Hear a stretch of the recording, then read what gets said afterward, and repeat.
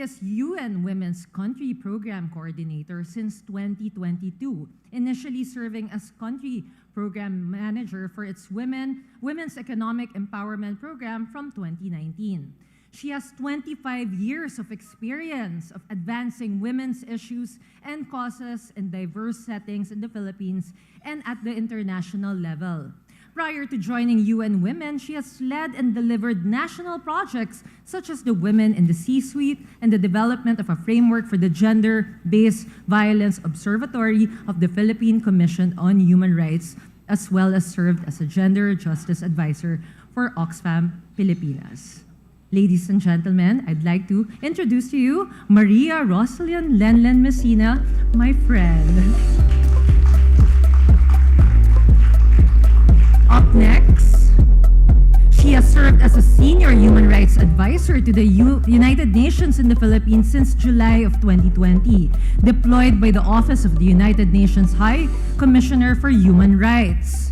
She is responsible for providing advice on mainstreaming human rights in the UN's works in the Philippines and contributes to programmatic work, including the UN Joint Program on Technical Cooperation and Capacity Building for the Protection and Promotion of Human Rights.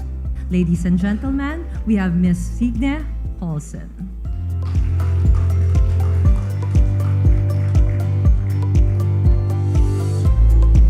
Up next is my favorite classmate from Master Health. She is a seasoned public prosecutor and legal educator. She currently serves as Deputy City Prosecutor of Quezon City, handling major criminal cases and advancing justice through diligent prosecution work.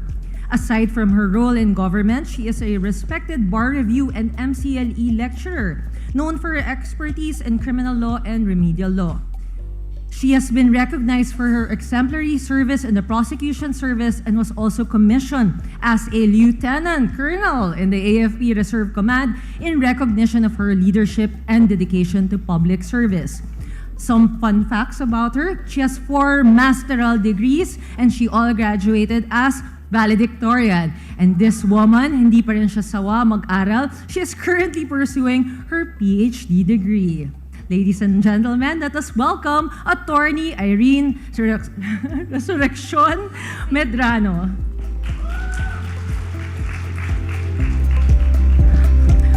Up next, she is a social worker by profession who specializes in family service.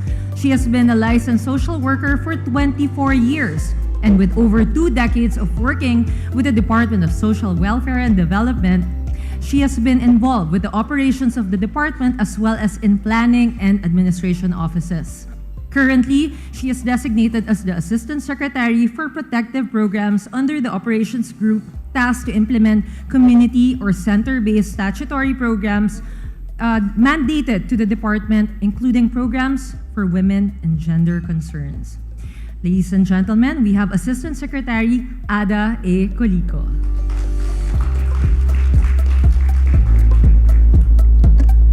The next panelist is someone close to my mother. Our next panelist has an exemplary educational background. She was also my idol. When I wanted to be a lawyer growing up, I always say I want to be like her when I grow up.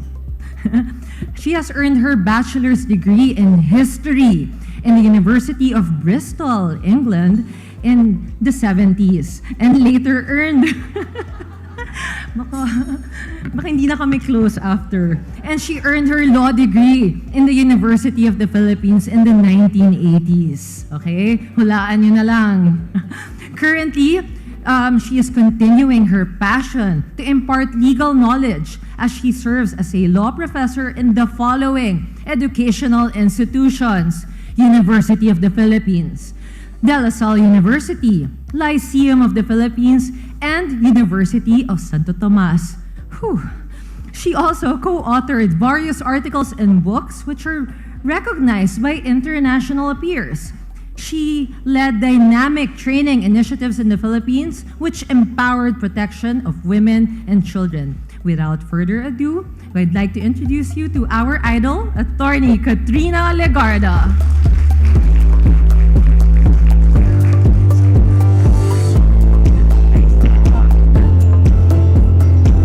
Okay, up next. Ito, bigatin din to. She was the presiding judge. Guys, pakabait tayo ha. She was the presiding judge of the Regional Trial Court Branch 18 in Digos City, Davao. She had been a judge for more than 22 years, assigned in different RTC branches in Digos City, in General Santos City, Panabo City, Davao City, Tagum City, Cebu City, and Talibon, Bohol. In addition to her duties in the academe, she is also the National Director for Gender and Development. And also, she was an intern at the Ateneo Human Rights, the first batch, if I'm not mistaken, ma'am. Yan po, ang ating idol. Let us all welcome retired judge and now Dean Marivic A. Trabajo Daray. And last but not the least, ito single to guys, hinahanapan po namin siya ng husband. So kung mayroong kayong gusto pakilala, please, feel free. Sinabi niya po sa akin to na i-plug ko raw yung request niya before she is introduced. She has completed her undergraduate degree in Bachelor of Science in Business Economics from the University of the Philippines, Diliman, and her Juris Doctor degree from the University of the Philippines College of Law. She was a former associate at the Angara, Abelio, Concepcion, Regala, and Cruz, Accra law offices. And on August 19, 2025, she took her oath as Executive Director before former Secretary of Justice Jesus Crispin Remulla. Ladies and gentlemen, let us all welcome Attorney Hannah Lizette S. Manalili. Ayan po. Would you like to do a twirl? All right, ladies and gentlemen, let us now welcome our esteemed panel of experts. And where is our beautiful moderator? There she is. All right.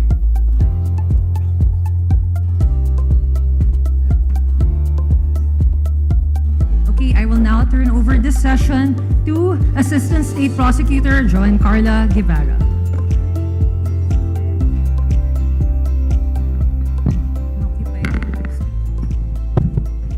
Thank you very much, Yusek Marge. Good afternoon, guys. Okay pa? This is actually the best part of this whole program. And this is the grand finale for the Justice Summit 2025. And it is such an honor to be with this wonderful and esteemed ladies who are the movers and shakers in our criminal justice system. So I'd like to encourage, before we begin, I'd like to encourage the audience to also participate, since this is supposed to be an interactive forum as well. We'd love to hear your thoughts because knowledge is not exclusive to us, and we will also learn from you, especially since I'd like to inform everyone there are prosecutors here, there are members of the academe, we have deans present, we have civil service organizations, and of course we have various volunteer legal aid lawyers from the IBP. So all of us will learn from each other in this afternoon session. So without further ado, let's begin. Can I just say I'm actually very nervous because like Yusek Marge said, one of my idols is here. Yeah, Attorney Kat Legarda. She's also the reason why I took up law. And it's an honor. So I gave guide questions which are also part of the program. So I hope everyone got the chance to read, right? So let's begin with, of course, the best practices that you've learned in your leadership and your role as an advocate for women's rights. So let's begin. Do you want gusto niyo random or round robin tayo? Okay, so round. Si idol daw muna. You know, we don't have to be very formal because I think the more conversational it is, the more we get to talk. So let's begin with our idol. Yeah. Attorney Kat, so what are some of the best practices you've observed when it comes to, enforcing and safeguarding women's rights in the criminal justice system? Well, I am the director of national networks of the Child Protection Network Foundation, and we have 155 women and children protection units around the country in 66 provinces. So just today, we are going to finish training our next batch, the 156 from Luok, Sulu. As we have a WCPU in Holo, Basilan, Marawi, and even Tawi-Tawi. So we've reached like the ends of the earth already of this country. And I think the best practices we have is that we train the doctors, social workers, and prosecutors to properly handle women and children of abuse. The training is 2 weeks. Everything is now online because of COVID. So we kept a lot of it online. 2 weeks online, or 1 day first on gender. So 1 day. I mean, it's up to you how quickly you want to finish it. If you want to fit, all my students now are required to take it, not you. Hannah was my student in the UP. You're required to do a gender, which is online. It's free. The training is free. So everyone here can take the gender program online. It's 4 hours if you do it straight. You can do it in 1 week if you like. It's up to you. It's free. It's on the Child Protection Network website. And then there's 2 weeks of multidisciplinary training. Well, you can also do it within 2 weeks. After the gender training, you can also do a trauma-informed care. So at least even if you don't have access to a psychologist or a psychiatrist, you yourself might learn a little bit on how to handle the child or the woman who was abused. And finally, there's a 6-week training face-to-face for the doctor, the social worker, and the police officer. And without this training, I don't think we'd be able to protect too many women and children. Many of our children who are patients and many women who are patients, because they also go through parenting programs, also free, they've learned how to kind of protect themselves, Maybe we'll talk about social media later. Yes. Thanks, Joanne. Okay, so Attorney Kat, is it safe to say that for you, one of the best practices you've implemented throughout your years as an advocate for women is the training of concerned individuals? Yes, we've even trained you guys. We train doctors, we train judges, prosecutors. Those prosecutors who are involved in family courts before were trained under FILJA, and also fiscals, prosecutors, and PAO. Yes. PAO. And even Len and I met that way. Yeah. You mentioned a gender program that is free, and you have also training for multidisciplinary handling of cases involving women, and you mentioned a website. For the information of everyone here, maybe you can please say what your website is. It's completely free. You just sign up. It's the Child Protection Network Foundation website, Child Protection Network. Child Protection Network. Yeah, and you just click on trainings, and you'll see there what you can do as an ordinary person. You don't have to be a lawyer. As I said, all my students in De La Salle, where I teach gender, are required to do this course as part of their gender.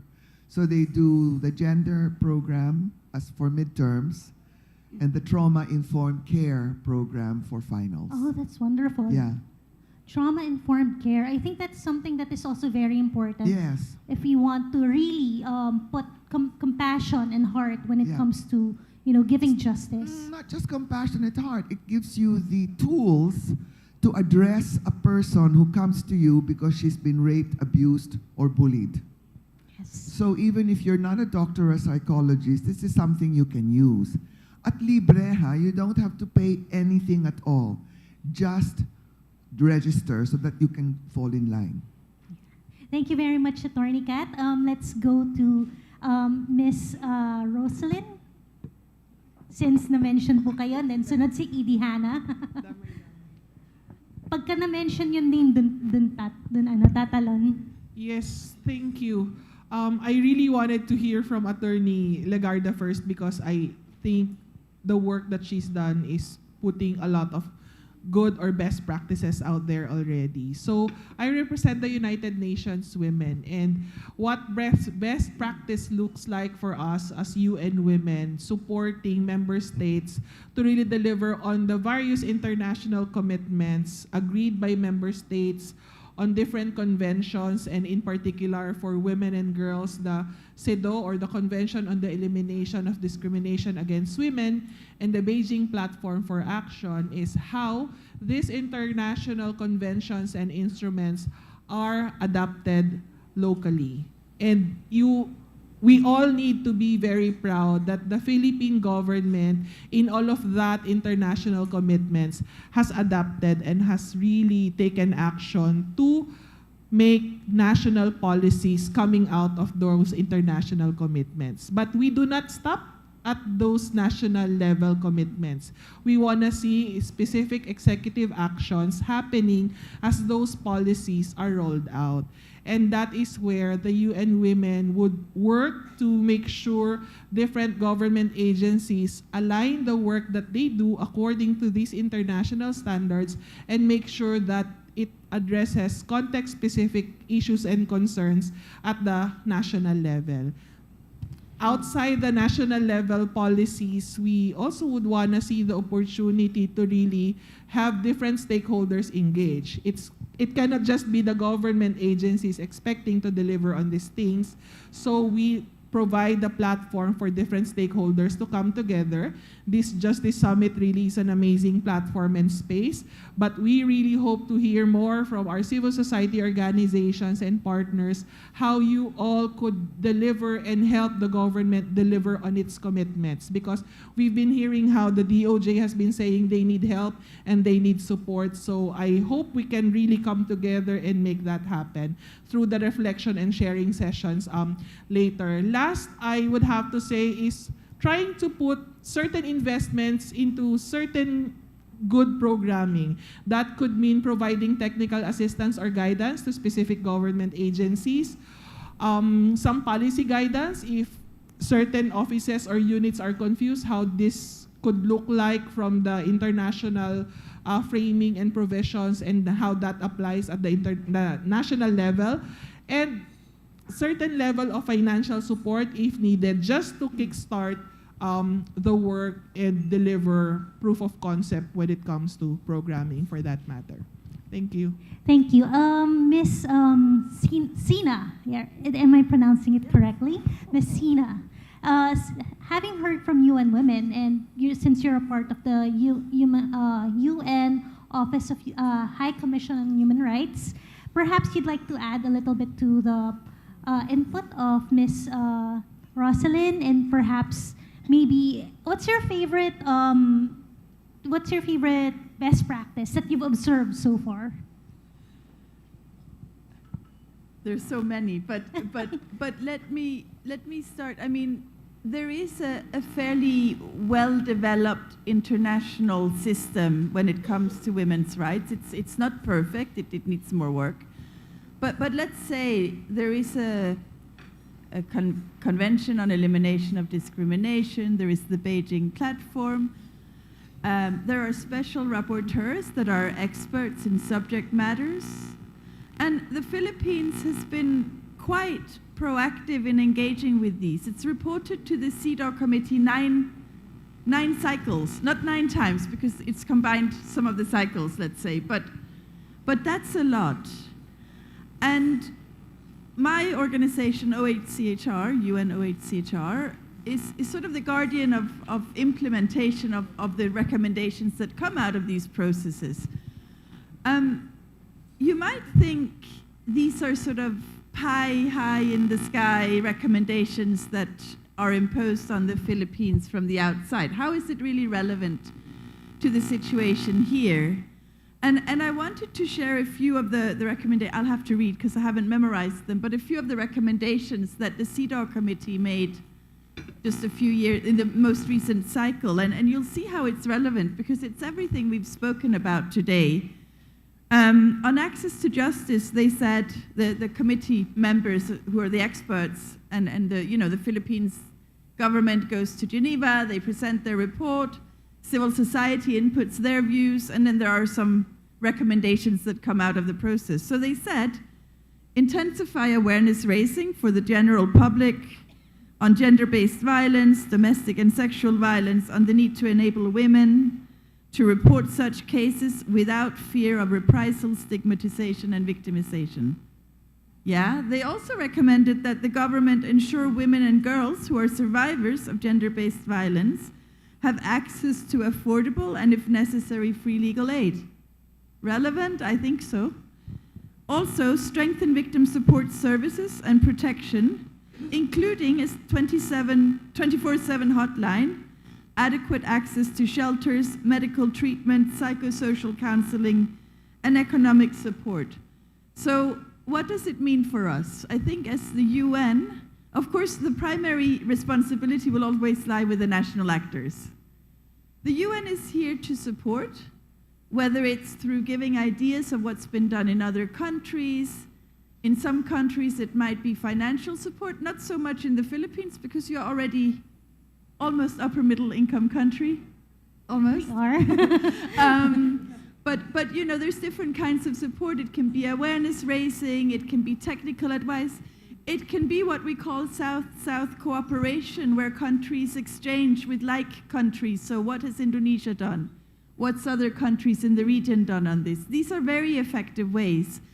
I think one of my favorite, I've been here for 5 years now, one of my favorite practices, I will stop after this, has been looking into how to establish an independent forensic institute in the Philippines. We haven't talked about that much in the gender lens.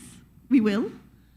But it started off with sort of a general discussion. It started during COVID with online discussions with the Department of Justice on how could we do this, and we brought in the special rapporteur from Geneva, who is himself a medical doctor and a lawyer and has forensic expertise, and he's drafted what we call the Minnesota Protocol on how you investigate unlawful deaths. And from that came this idea to establish a forensic institute, and then there were commitments made by the government, and now we will have one, because the DOJ is building one at the University of the Philippines. So this, I think, is a very concrete example of how what may seem quite abstract international mechanisms can lead to something quite concrete at the national level. So thank you, that's all I think. Thank you very much. So there's a lot to unpack with what we've heard from our partners at the UN who've been really supporting the Philippines, which will also tie into the best practices. So let's go over it one by one.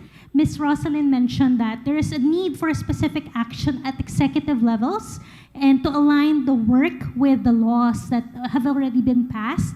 At the same time, how to involve the civil society into these efforts.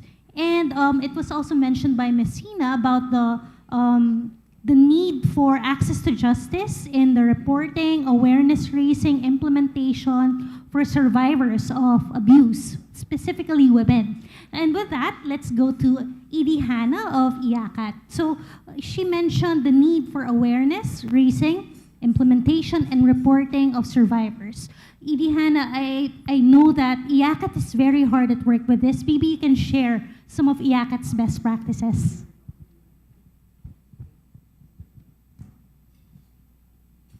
Hello, there.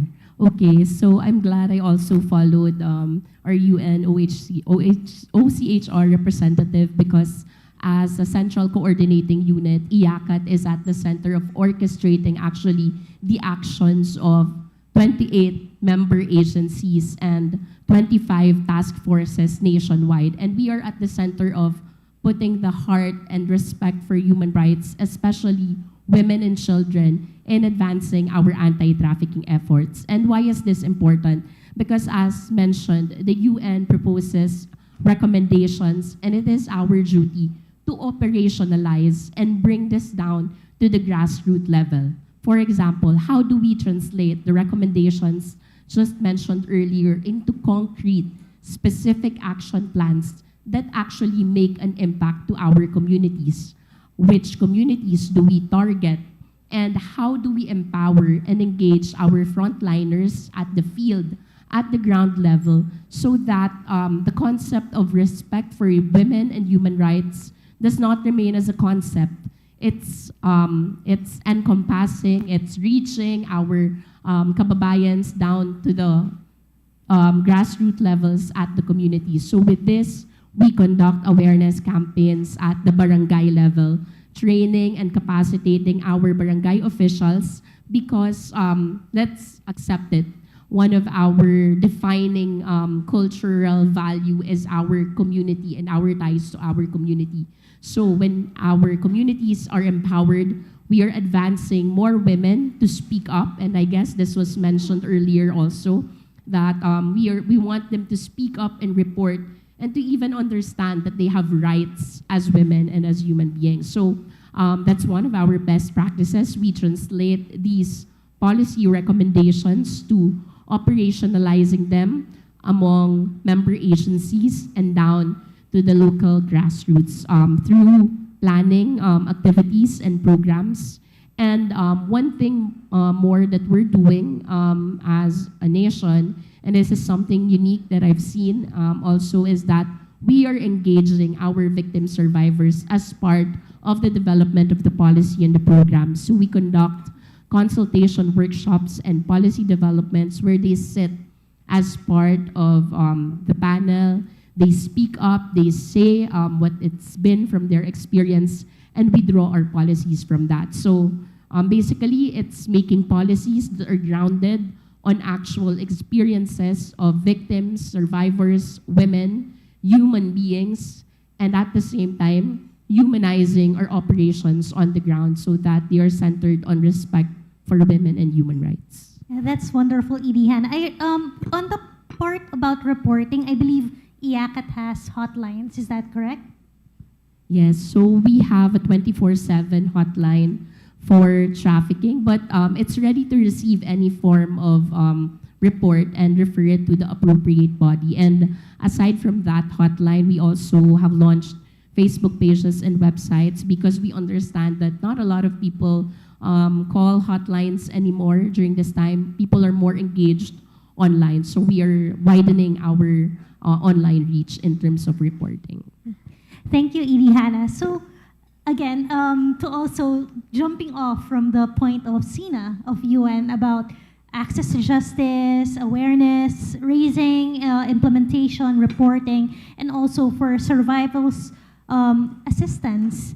May I refer that matter about the best practice for DSWD when it comes to helping women who are victims of crime? Yeah, good afternoon, everyone. So the DSWD is the lead agency in terms of providing social welfare and development programs. And one of the mandate of the department is to provide technical assistance and resource augmentation, particularly the local government units and our partner stakeholders. And one of the areas that we are focusing on is on the case management, particularly the VAUSI victims. So we have good practice in terms of the gender-responsive case management, and we are implementing that, looking into the strength perspective of the victim survivor, and building on that strength, working on the capacitating our victim survivors in terms of the rehabilitation, no? And with that, the SWD is also implementing this in all the community-based program of the department. At the same time, we also are implementing the GRCM in our residential care facilities. Residential care facilities. Because we also have around 24 residential care facilities who caters to victims of abuse, children and women. Okay. And For those, I have to also want to emphasize this to the audience. The residential care facility, there are 24, is that correct? For those who may know someone who is a victim or is running from violence or who was raped, can those women just go straight to any of the SWD's facilities to seek help, or does it have to go through law enforcement? Particularly based of the VAUSI cases that we encounter, it has different entry points. One is through the law enforcement agencies.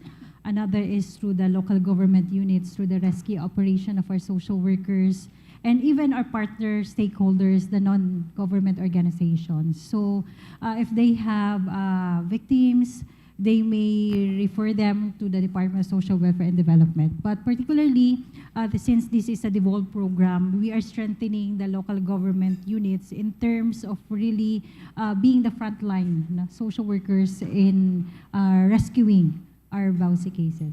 Oh, that's wonderful. I think everybody, especially those in CSOs for women, would be glad to know that those entry points can be used to help more women get the necessary assistance, not just legal, but also psychosocial, and also have a safe space for those women victims of crime. Thank you so much, ASEC Ada.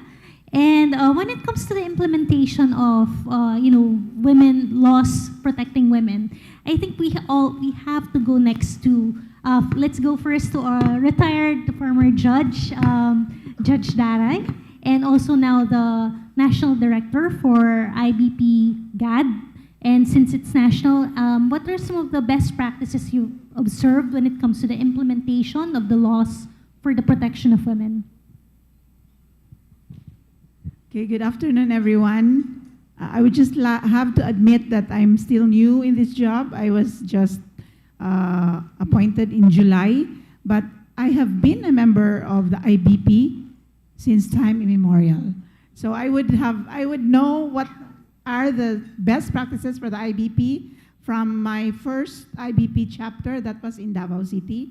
But as I see the IBP now from the national perspective, there is already a gender and development framework, and that's why every new president has a new director. And I have seen that there are gender desks that you can go to. In fact, we have a National Center for Legal Aid, and so we cater to vulnerable women in the gender desks. So you can go to chapter offices of the IBP. We have more than 80 chapters all over the country. So these are offices that our vulnerable women and children could go to. And we have also been collaborating with other government agencies like the DOJ, of course, in our local chapters, the DSWD also, okay, and the LGUs most especially.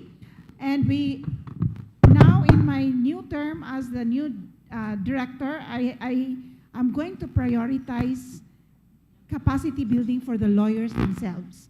Because maybe many of you would say that lawyers are not gender sensitive, or they also sometimes are the ones that are committing some gender-related omissions or whatever.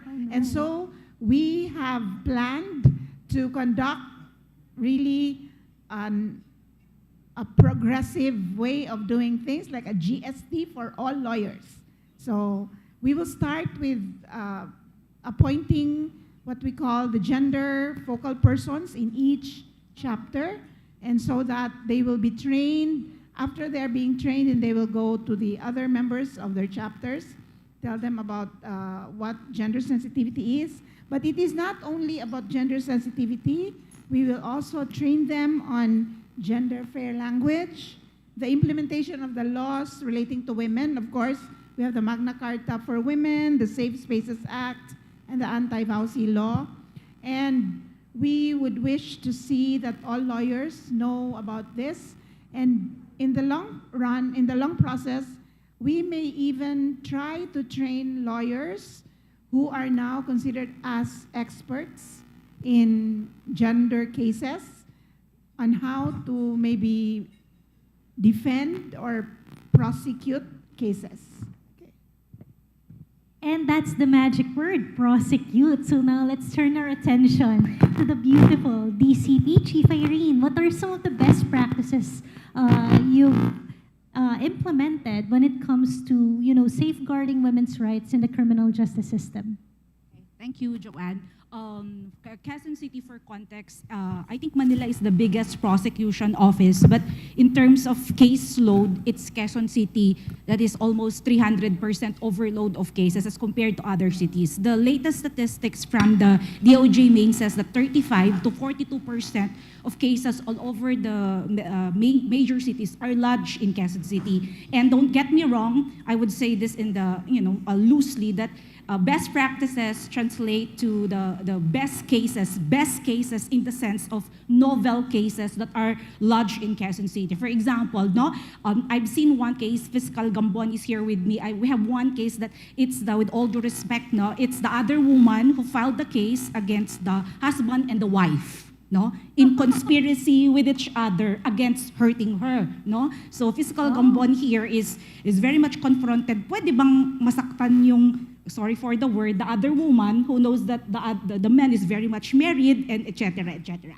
So giving on that premise, our best practices, there are a lot of ways to approximate or quantitatively or qualitatively describe justice, but maybe one of the most traditional way of achieving justice for me is through the numbers. Well, it does not, it's not the be all and end all, but maybe one of the most traditional way of approximating if there is really justice is the numbers. Meaning, if there is an arrest of a perpetrator, a respondent, and later on an accused, that arrest should translate really into conviction. So that even prior to DOJ Circular 15, which was launched last year, July 10, 2024, I'm very proud of Quezon City that the local government, who is headed by a lady mayor, is very much, how do you say that, into gender, women, and development, so that every first Monday of there's something about women, gender. And even prior to DOJ Circular 15, I've been a prosecutor in Quezon City for the last 18 years with 5 city prosecutors na nadatnan ko, and I saw how we translate that, we prosecutors can only be good as our evidence is. So that even prior to DOJ Circular 15, institutionalized po sa Quezon City ang collaboration and coordination ng prosecution, barangay, and law enforcement. Just to actualize that, recently we had a case, and hold your breath as a mother, masakit po talaga ito, yung nababasa po nyo sa social media, I've seen in one case, we have a 10-year-old minor na siya na yung nahumaling doon sa kanyang abuser, because she is given 50 pesos a day by the tricycle driver. So the mother discovered this because the daughter is even the one looking for this tricycle driver, para magamit siya at may baon siya sa school. And when the case is filed with us, we do not have the name of the tricycle driver, we do not name and lo and behold, the tricycle driver has a best friend. So times 2, 100 pesos a day. And it's normalized in the child that she goes to school late, napansin na ng teacher, okay naman ang grades, but she has 100 pesos every day. And the mother has not really noticed na ba't di na nanghihingi ng baon itong anak ko. And because of this coordination, now institutionalized by DOJ Circular 15, case build-up, etc., it's really a painstaking job. This case reached the courts. Initially, it was quashed because how can you charge a person with just a description, medyo matangos ang ilong, wala kang pangalan na John Doe. It was initially quashed, But we referred it to law enforcement, and lo and behold, we were able to track down these two individuals. But however, they cannot be immediately charged in court. We have to go to a regular preliminary investigation. It's still a long way to go, but at least it's a starting point. So going back to that coordination, collaboration, in Quezon City, ang dami-dami po talagang kaso, but the resources from the local government and from our national government are really, given to us that it helps us in the prosecution of cases. So that,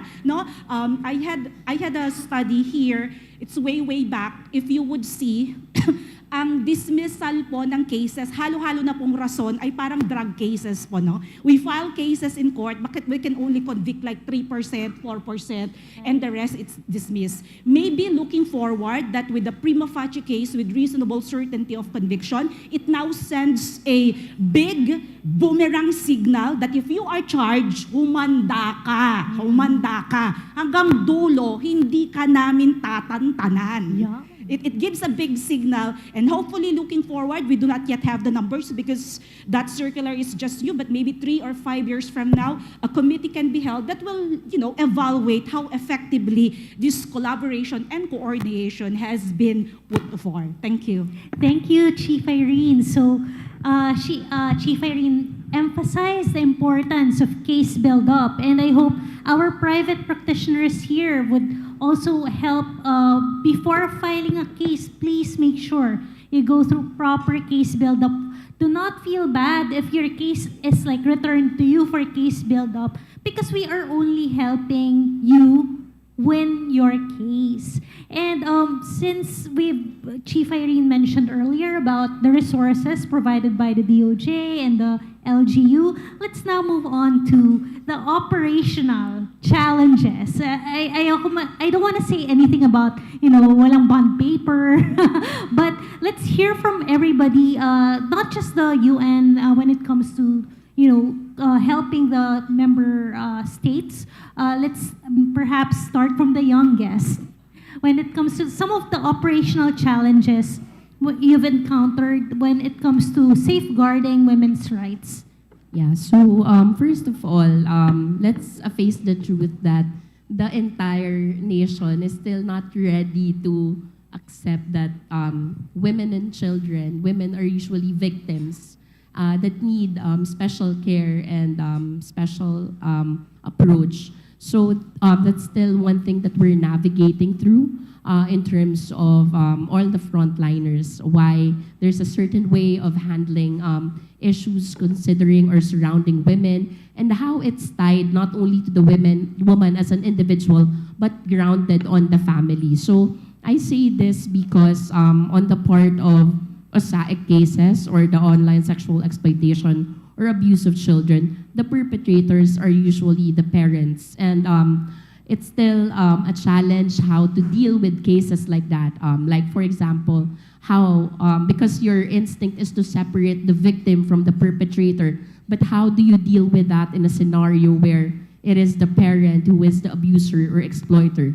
Most of the victims would plead not to be taken away from their parents, or would plead, or prosecutors or law enforcers not to file any charges against their parents. So how do you fulfill your mandate while respecting that makeup of a family or a society? And of course, in terms of reporting or education and awareness, there are various instances where the victim survivors that we rescue, they don't understand and they don't acknowledge that they are victims, that there has been an abuse or exploitation that happened. So that affects the reporting mechanisms, because as many frameworks and mechanisms as we put, if there are no people actually filing a report and speaking up for themselves, how do we actually reach the victims and if they don't know for themselves that they are being victimized? So one thing is, of course, to empower those around them to report for these victims. And lastly, I guess a challenge definitely is resource. While there are many ways to compensate for it in the form of partnerships, like I'm happy to have here a lot of people who are driven by advocacy and compassion. Let's be honest that, we also have limits as human beings and the resources of people on the ground. So while it's important to implement policies at the national level, I think it's a challenge. How do you get the resources down to the ground to ensure that when you ask of our, for example, our local prosecutors to convict cases, our social workers to deliver these forms of services to our victims, how do we supplement that with the resources that they need? Thank you very much, Edie Hannah. I'm curious, Asek, Ada, when it comes to the resources for social workers, have you encountered any difficulties when it comes to providing assistance for psychosocial services for victims or survivors of crimes, especially those committed against women? When it comes to the different interventions, they're there. It's provided by the department. At the same time, it's also indicated in the law that rehabilitation of the different victim survivors should be provided by the government agencies. However, in terms of the one area, no, the challenge that we encounter is the presence of the trained social workers who will handle those cases, especially at the local government units. The presence. What do you mean by that? As in, wala. Wala. Kulang. Lack of trained social workers to handle talaga yung ating mga VAUSI cases sa ngayon. Actually po, not only for the VAUSI cases, but all sorts of case management na needed ang social worker, we're lacking as of now. And one area is we also, the fast turnover din ng mga social workers. There's a That's fast why. turnover for social workers? Yes, because sa ngayon, particularly in the government agencies, kulang tayo ng plantilla. Yeah. And this plantilla prevents us to really retain our seasoned social workers to handle those cases. At the same time, in terms of the capacity building, so we cannot create the expertise of our social workers in terms of handling those cases. So one of the challenges is the staff complement, and another one is the capacity building of our local responder at the LGU level. When you mention about the expertise of your social workers at ground level, is it so you mean to say, ASEC, that there's a lack of training, or it's just the turnover is so quick that the training can't catch up to it? Actually, it's both way. So, actually, nagre-retire ang karamihan ng ating mga social workers na the population, and nagdi-deplete din yung mga kumukuha ng courses ng social workers. So, with that, so may scarcity tayo ng mga social workers, and also engaging the public to also to try and studying social work. So it's very important. At the same time, it's very difficult for us to really get those expertise when it comes to the case management, because sa ngayon nga po, mabilis ang turnover. At the same time, when we train them, aalis naman. So yun po yung ating nagiging challenge in terms of the operationalization of those programs sa baba. But we're trying, as of now nga po, we're capacitating the parasocial workers sa local government units. And at the same time, we are also organizing the gender-based violence watch groups. So we're engaging yung ating pong mga volunteers at the community level, sa grassroots level, to also help us in terms of advocating against VAUSI, and at the same time also help us in really reporting those cases at the community level. That's so interesting, Asek. You mentioned a gender-based violence watch group. It's actually the first time I've heard of that. For the information of everyone, is that like we just report to you, or is it like you form a committee for a particular location? And for those who are interested, who are part of this summit, how do we be a part of that gender-based violence watch group? Actually, it's a partnership between the government, and it's funded by UNFPA. Particularly, they are being trained by the national government in terms of reporting those cases of abuse, and at the same time, also helping the BCPC sa baba in also addressing and reporting those cases of abuse. So if you're interested, you may coordinate with the local social welfare offices. They're in charge of organizing the GBV Watch Group. And at the same time, sa ngayon po, we're also enhancing the module on the creation or organization of the GBV Watch Group. Yes, thank you so much, Asek. I think while this has already existed in LGUs, I think for some participants here who are part of the academe, for your legal aid clinics, I believe there's none like this, right? They usually just, give legal advice. Perhaps this is another direction that, professors or members of the academe, IBP legal aid chapters can be a part of moving forward. And we spoke about lack of personnel, staff complement, plantilla. So, syempre, we're gonna ask the next question about challenges in operation to our Chief Irene. Chief Irene, what's your comment on the shortage in DSWD? Is there a shortage in DOJ? I was just looking at the text. In Quezon City, we have 14 family courts, and with the bulk of cases that we have, I think in other cities, they have 2 prosecutors in 1 court. Sa Quezon City po, baliktad. Either 2 to 3 courts to one prosecutor. So a lot of women prosecutors in Quezon City are unmarried, are very much single. I don't know if they are traumatized with all the bousy cases that they've been handling, but more or less they go to court at 8:30, and mind you, even up to 7 o'clock in the evening. The worst, tayo. Until 7. 10 o'clock, no? 10 in the evening or 9? Inaabot po tayo. 9 in the evening. Nagutom na kami ni Fiscal Joanne. So I think that's given, and hopefully with the current administration, or even if we change leadership later on, that appointment of prosecutors will be prioritized, because our prosecutors can only handle as much. Do not get me wrong about this, no, but just to keep the mood alight.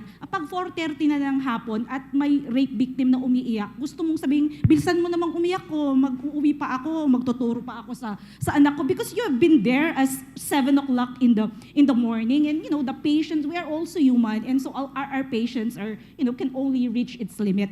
But other than that, I think one major policy issue for me, this is not an updated study. I just brought my laptop, and for one reason it's here. This is an old study prior to the pandemic. It cannot be really, but if you see the blue one, this is for inquest cases, the blue one. This is for preliminary, yan po. Yung blue, pag na-file po yung kaso, yung blue, which is like 85 to 90%, while there is a provision in our 9262 that it cannot be the subject of a desistance, in reality, i-inquest mo ng alas 6 ng umaga, kinaumagahan, mas maaga pa sa'yo yung babae. Fiscal, nagbago na yung isip ko, wala pala kaming kakainin ngayon. Kailangan ko nang palabasin yung mister ko, walang babaunin yung mga anak, no? Yung mga anak ko. So, I go to that policy issue that how can we, there are a number of cases filed for 9262, but how can you sustain that decision of the woman that if she files a case, that's it, no? That's it. There's no turning back, no? And this study that I have done shows, statistical analysis would show that the biggest probability ng dediretso sa korte, yung pong, with all due respect, hindi married, walang anak, at yun pong may kinakasamang ibang babae. Pero pag married yung babae, may mga anak, sila po yung 90% na nag-uurong ng mga kaso. So that for me should, I think it's a holistic approach on how do you balance that she wanted to pursue justice, but at the same time, kumakalam ang sikmura ng mga anak kasi yung padre de pamilya ay nakakulong.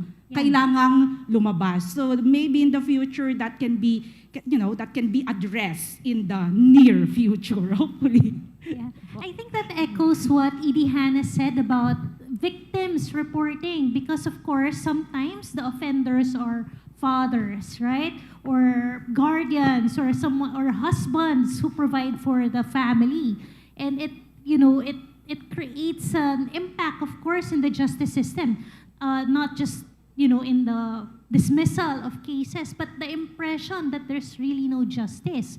And just to also reiterate the point of Chief Irene and also ASEC Ada, that there is a shortage of frontliners, service providers for women victims of crime.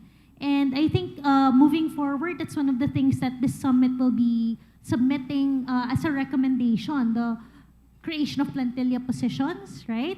As well as the training, which was mentioned by Attorney Kat and IBP, and as well as how do we now address the reporting, the victims themselves, how do they stick to the complaint itself, and how do we prosecute successfully so that crime is indeed punished and not just let scot-free. And just an observation from our friends from the UN, and I'll go later with Attorney Kat and Attorney Judge. What's your observation based on our operational challenges? I mean, I think everything everyone has said, of course, is true. And just to take it a bit broader, I mean, one issue we talk a lot about in the UN is this issue of non-discrimination and how you reach all women. Because it's difficult for all women, of course. Access to justice is if you're the victim of sexual violence, for example, it's not easy for anyone to get justice. But if you are an indigenous woman, if you are a farmer, or if you are someone who's not, empowered to claim your rights or haven't had education on basic legal rights, it's 10 times more difficult. So I think something we talk about a lot is the need to localize and to reach these communities that have even less access than anyone else. The second thing has to do with victim-centered approaches. How do we handle, how does the state handle victims from the first time you come into contact, and whether that's with the civil society or with anyone else? It's great that the trainings are taking place, and we need much more of it. And actually, it's not the people in this room that need the training. It's usually, I mean, we need the training too, but it's, it's the frontliners, the policemen, the Bureau of Corrections, all of those people who really can have an impact if your first interaction with the police is keep it in the family. Of course you are not going to pursue it. Well, not of course, but most people would not then insist on reporting something that was difficult the first time. I think there needs to be a lot more gender analysis of these structural issues that link to the justice system. So beyond the judiciary, corruption, we are not looking at corruption through a gender lens. But why is it we don't have enough resources for frontliners? Maybe because we are allocating the budgets in ways that could be reconsidered, maybe. So that there would be more direct aid to those most at risk of being left behind, as we would say in sustainable development goal jargon. And then finally, there is something about the education system. Because empowering women and addressing gender-based violence has to start from a very young age. Of course, in the families, of course, in the faith-based interactions, and in the education system. And looking at whether that's something that's happening now, I think could also, there's a spillover effect to the justice system in the long run. So these are my broader recommendations. Any additional thoughts, Ms. Rosalind? Yeah, additional thoughts. I think the under-resourcing is super highlighted already. But outside ensuring that we have enough plantilla positions to fill the roles, I would add to that really equip human resource when it comes to necessary skills, gender sensitivity, awareness about the context and the issue that women and children face when they go to our frontliners and prosecutors. But I would also wanna provide that, support in terms of not expecting that our prosecutors would be the ones providing counseling. So I hope we see really a whole of society approach to addressing gender-based violence and protecting women and safeguarding women and children for that matter. I also want to highlight really the challenge that we face when it comes to the continuing cultural barriers or the social norms that we always would think women needs the special care.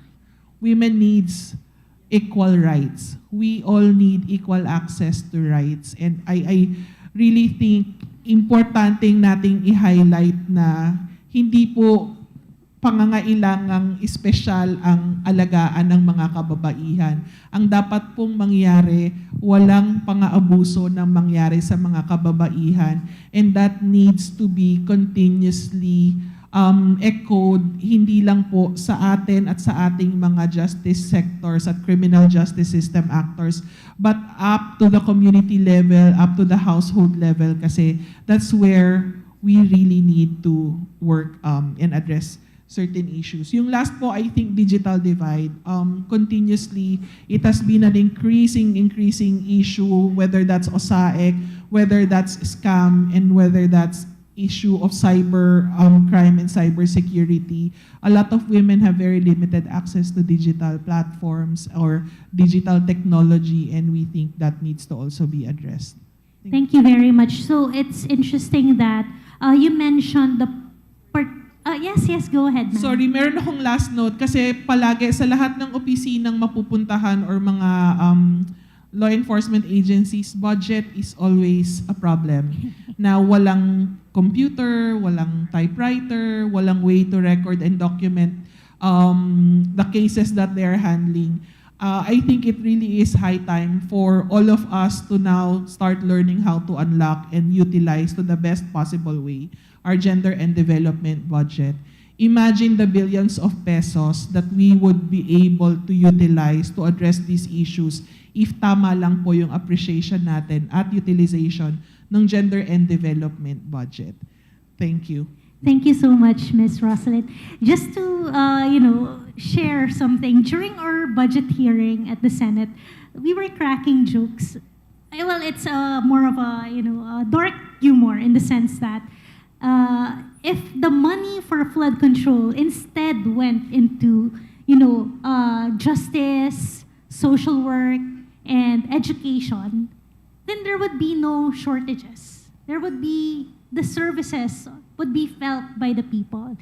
And since there's none, di wala. And we were kidding. I heard some of our officials kidding. Bigyan na lang sa DOJ yan, lahat magagamit, lahat mararamdaman yung serbisyo ng Pilipinas. So that's something to think about. But Ms. Rosalind mentioned about the participation of the community. For everyone here, do you know the 5 pillars of justice? What are the 5 pillars of justice? Prof, nagtuturo din po ako. Okay, the 5 pillars of justice. Obviously, judiciary, first. Second, prosecution. What's the third? What do you think is the third? Law enforcement. What's the fourth? Corrections. Okay? The last is community. And with that, let's hear from Attorney Katrina Legarda about some of the operational challenges even the community as a pillar of justice experiences when it comes to, safeguarding the rights of women in the justice sector. A long time ago, around about 1993, 1994, when some of you weren't born yet, I was asked by the DSWD to handle the Halos Hos case. The child had been rescued by the DSWD, and they could not go to the police officers who were protecting the congressman and the pimp. So they came to the UP Willow C, which is a UP Women Lawyers Program. Whether or not you're a member of any organization in UP law, if you pass the bar and you're a woman, you're a member of UP Willow C. So they came to see us. They came to see us because other organizations had refused to handle a case against a very powerful congressman. We weren't afraid because, what for? And together with the this is the first time the agencies worked together. With the DSWD, we went to the DOJ under Mercy Gutierrez, donde estás? Mercy Gutierrez was then actually not Mercy, it was first Jofisto Gingona. Gingona was the DOJ secretary, and the DOJ, DSWD, working together to get the evidence in order to file the case, because unfortunately, PNP and MBI were afraid also. So DOJ, DSWD, we worked together. You don't know this, Miss Ada, you weren't born yet. We worked together, got the evidence together because, together with the community, PLDT, wala pang text noon, wala pang computers noon. And then the DOH came in, they got us all the documents of the child's birth in the government hospital. PLDT got us all the calls made by Halos Host to the pimp. Wala pang cell phones noon eh. And the DOH still helping because UPPGH, Ted Herbosa at the time was the head of emergency room, would always be present to assist the child and DSWD when she got sick. Anyway, we got justice as a result. And the law enforcers we used were the Presidential Security Group, hindi sila bayad, the PSG in the time of Ramos. So he was arrested, incarcerated, convicted by the judiciary, and the Supreme Court affirmed the conviction. And I think that is one case which should be studied, frankly, by the DOH, DOJ, and the DO, because they don't work together anymore. As a result of that case, we were asked to train police officers and NBI on how to collect evidence. That training is no longer ongoing anymore. This was all funded, by the way, by UNICEF. UNICEF funded all this training because they were so pleased that the child was able to achieve justice despite we were being offered 100 million pesos to drop the case. And Prosecutor Zunio said, nung gagawin ko dyan sa pera niyan, ang daming bata dyan na mako-corrupt din. There was a lot. And as a result of that case, came a huge deluge of children reporting abuse. And in fact, the Supreme Court tells me that 40% of their cases are incest and rape. All right? Incest and rape. Because the child realized that if there are private prosecutors, and you said that there are private lawyers here, if there are private prosecutors who are willing to work with the DSWD and the DOJ, things can get done. So I have been trying to, and I finally got Marivic here, thank God, and Mimi, my best friend forever. They're finally in charge in the IBP, and finally, a memorandum of agreement, which we had signed with the IBP 4 years ago, hopefully will now be implemented for the training of private lawyers of the IBP.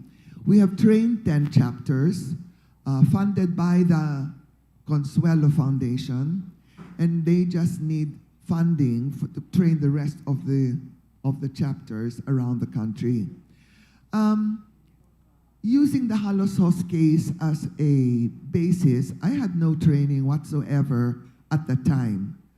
All we were 3 women from UP who thought children should not be abused. Okay? That's all we were, 3 women from UP. Now, the Child Protection Network, because I agree, education is very important. We have a pilot program in partnership with Ateneo on the Safe School project. Safe School. In other words, we are persuading teachers and guidance counselors to teach the children from grade school to high school on how to report abuse. And interestingly, in our pilot schools, sexual abuse of children has dropped by 60%. We are trying to get the DepEd now to work on this. But of course, DepEd has no budget, and interestingly, teachers don't think it's their job. What do you do? So, I was telling Hannah, my student of I do not know how many years ago, that it's time to start training parents. If you're going to go to the barangay, it's not worth talking to the barangay captain and to the officers there. It's worth talking. Remember, Ada, we discussed this during the DSWD, during our thingy with the DSWD. It's time to talk to the parents and teach them the correct parenting skills so that they themselves don't sell their children. In fact, the reason why I got back in touch with Hannah is because I am also chair of the Air Asia Foundation. And 7 years ago, even before IACAT was created, I started a training program for the crew and the ground personnel of Air Asia, all around the Air Asia community. And in those days, it was very easy. The crew were trained that if they see children, women, boys coming in, passports were being kept by one person, they would stop it from happening. Now we have OSAEC. And you don't know how that's happening now because it's all online. But there are still some OSAEC victims who are being brought out physically. So we are going to start a training now in Cambodia, Bangkok, and in Malaysia because we're a tier 1 country. So everyone wants the Philippines to train them. So very difficult to talk to people who are in tier 3 because they don't think there's anything wrong because they are the destination countries. So it's okay for them to accept our Filipino children and treat them, or women and men, and treat them in any way they like because anyway they have the money to pay. And I think all of us in this room have to stop thinking about money. What is it going to do for you? Money can buy you food, yes. Money can buy you education, yes. But money can also cause many problems in the family. And I give you the exact example of Eman Atienza. I am the ninang of Kim and Feli Atienza at their kasal. So I've known them very well. And I was always concerned about the social media presence of their families, of the rich families. There's so many, the influencers, sila Saldico, Naknya, Nisnya, all these influencers, Small Laude, all these people whom you watch and make them money. They don't make you money, but you make them money. Because every time you watch, every click, the programmers come in and say, 10 million people, we are going to start paying them. But what does it do for you? What exactly did you learn from beer packs and from the way that they live and their Hermes bags and their houses that they show you? Nothing. To you, it's aspirational. And the reason why you want to watch is because you want to be like them. But you don't know what their lives are like behind the cameras. And I am telling you, their lives are miserable. You and I are happy when we go to McDonald's and Jollibee to have a meal together. We're happy doing that. But not for them. Not for them. They are always looking for the next umbrella which comes with a Rolls Royce. That's what happens. So I think it's time to train parents. And I'm not talking about parents in the poor communities because the poor communities know that they have access to the resources. They come to us in the child protection units. They go to the social workers of the local government units. They approach POW and prosecutors. The rich don't. They don't. So their children commit suicide. That's the result of not giving parenting training. And I think one of the programs of the DSWD Academy, which they are trying to create, is a training for parenting. We do that for free in all the child protection units. We have 155, but the DSWD is trying to do this nationwide. The huge operational issue in this country is that parents think that they need to become rich. And the only way they become rich is to sell their children. We have to stop that. Thank you. Thank you, Attorney Kat. Before I turn the mic over to Judge Daray, excuse me, I'd just like to comment that the Halos case is actually what I was watching you on TV before. Yes, when I was young, I was already born by that time. So, and I had the mental awareness to really admire what you did. I remember there was even an interview of you on TV, and I was like, I want to be a lawyer. But the thing is, you don't have to be a lawyer to help, to be a part of the community to help. And I think it's very interesting how Attorney Kat emphasized that, you can all, raise awareness, and there's a Safe School project. Parents need to be aware. I think the education of parents is very important. And I think if I may suggest, perhaps, you can roll it out first in government agencies, the parents, the employees who are parents, because government agencies don't just have plantilla employees. They have JOs, they have contractual, they have coterminous employees, but at least it's part of the GAD, I suppose. You can make it a part of the GAD program. May I add, the Committee on the Special Protection for Children under the DOJ, we have just come out with a very new child protocol. Everyone can get a copy of that child protocol. You can download it also from the Child Protection Network website. You can download it from the DOJ website. That child protocol tells you what each member of the community and each agency is required to do to protect the people in their community. March, diba? The CSPC Child Protocol. And on November 20 and 21, we will have our first face-to-face again Congress, the Ako Para sa Bata. Some of you may have gone to it, some prosecutors may have gone to it, the SWD, they go to it, LGUs, they go to it. The Ako Para sa Bata will be in Quezon City this year because nga Joy Belmonte offered her MICE Convention Center for free. But unfortunately, only 1,000 seats are available. But online, every year during COVID, we had 10,000 participants on that Ako Para sa Bata for every session. And people get really educated and they start knowing. And I think it's that kind of community involvement we need. You do not need to be a lawyer to do this work. You do not need to be a lawyer. You just need to be somebody who doesn't want to see women and children sold for money. Thank you, Attorney Kat. And we would like to hear your thoughts on how the community can participate. Judge Daray? No, I would just like to react to our UN Women representative about the proper use of the GAD budget. Okay, and I'm so thankful to our Assistant National Treasurer here, who gave us some clue as to where IBP can get the funding for our GAD projects. Because we receive the IBP, if the lawyers here do not know, the IBP receives a subsidy from the Supreme Court. Okay, so that is in accordance with law. And then, so we computed the 5% GAD budget, which is supposed to be from public money.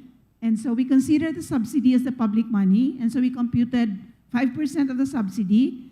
And so we now have a budget for our GAD programs. So how much? Should I reveal it?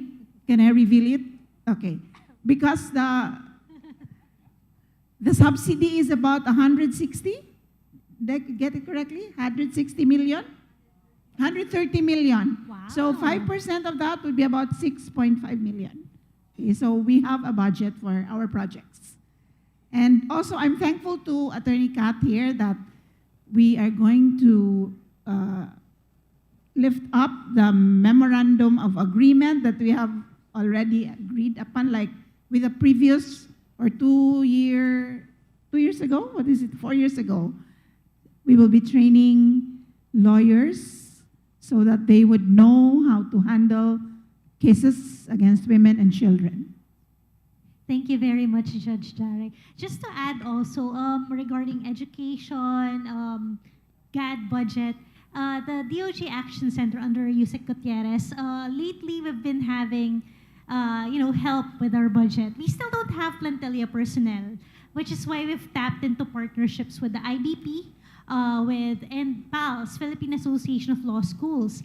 And to that end, since we got budget but we didn't have people, we've been training IBP chapters and also legal aid clinics of law schools. So I think moving forward, I think it's a nice program to replicate. We've received some requests for education and training, not just at law schools, but also lower levels, college levels. We've done some by request, but it's really more difficult to do it at high school level, at an elementary level as well, because those kids are the most vulnerable ones. But I'd just like to point out that there is also a need for that kind of assisted training, which the DOJ is very glad to, give or provide. But it's just that we don't have as much budget. And I think thank you so much for your thoughts on the questions I propounded. I think since this is an interactive forum, we'd love to hear some thoughts now from our participants about, what are some of your best practices, what are the challenges you faced in the safeguarding and protection and enforcement of women's rights. Perhaps we can hear some thoughts from each from some participants who would like to join before we end today's session. Is there someone who would like to raise a hand? Sir, maybe you request that you move forward, please.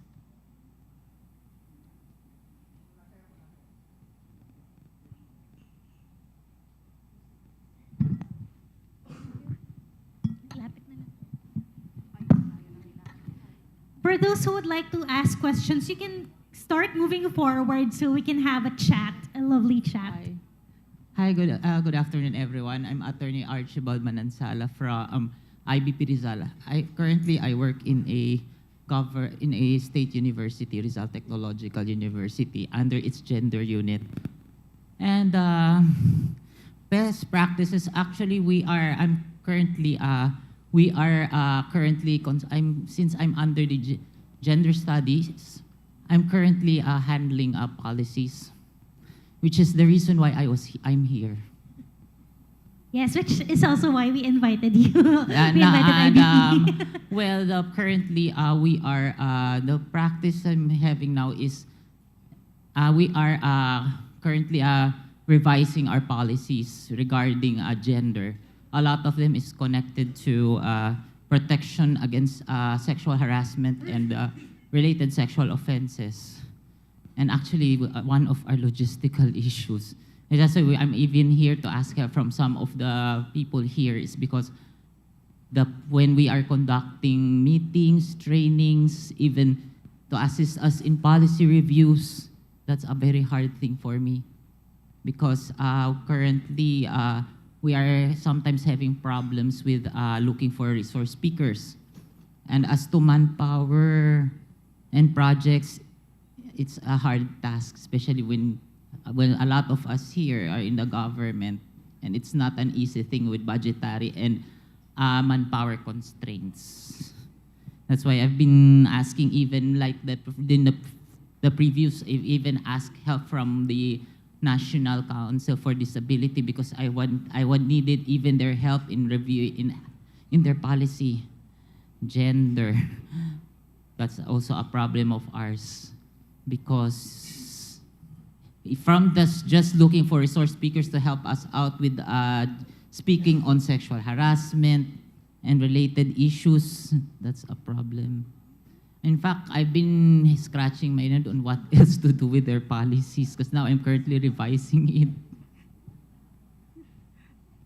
I I think the PCW would like to speak about, Yes. would like to comment on In the fact, need we for- are looking also for additional trainings as well.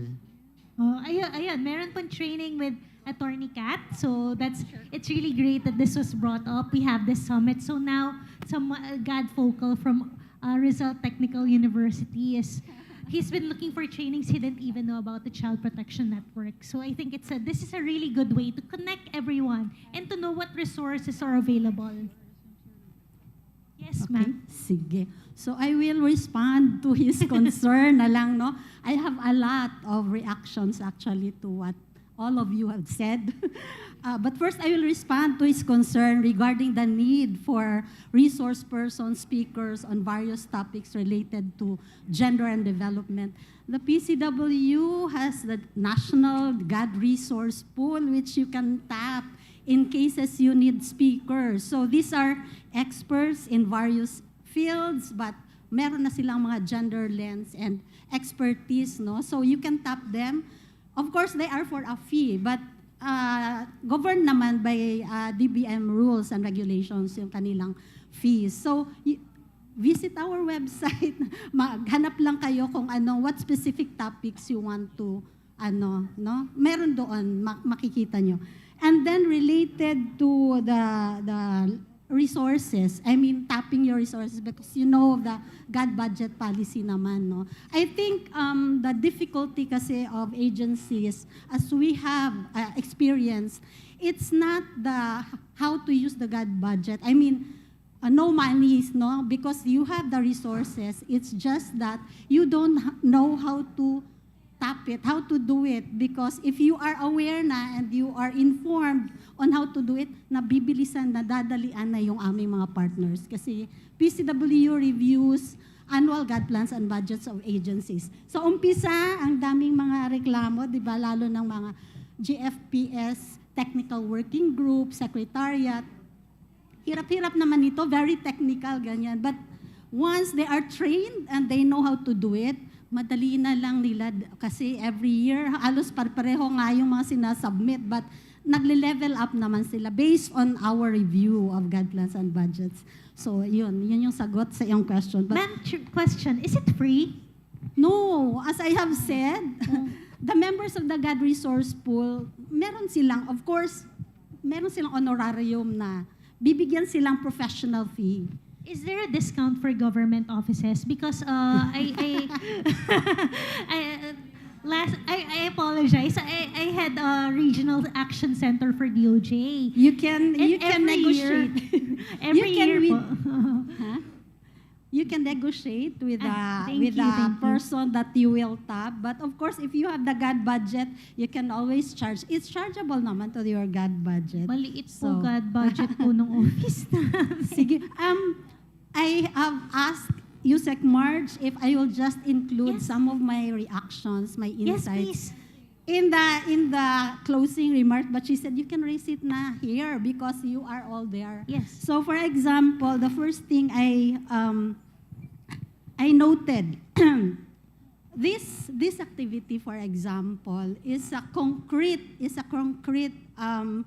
activity that really, as you have mentioned, Sinye and Len, you have said that we have been able to operationalize something abstract, no?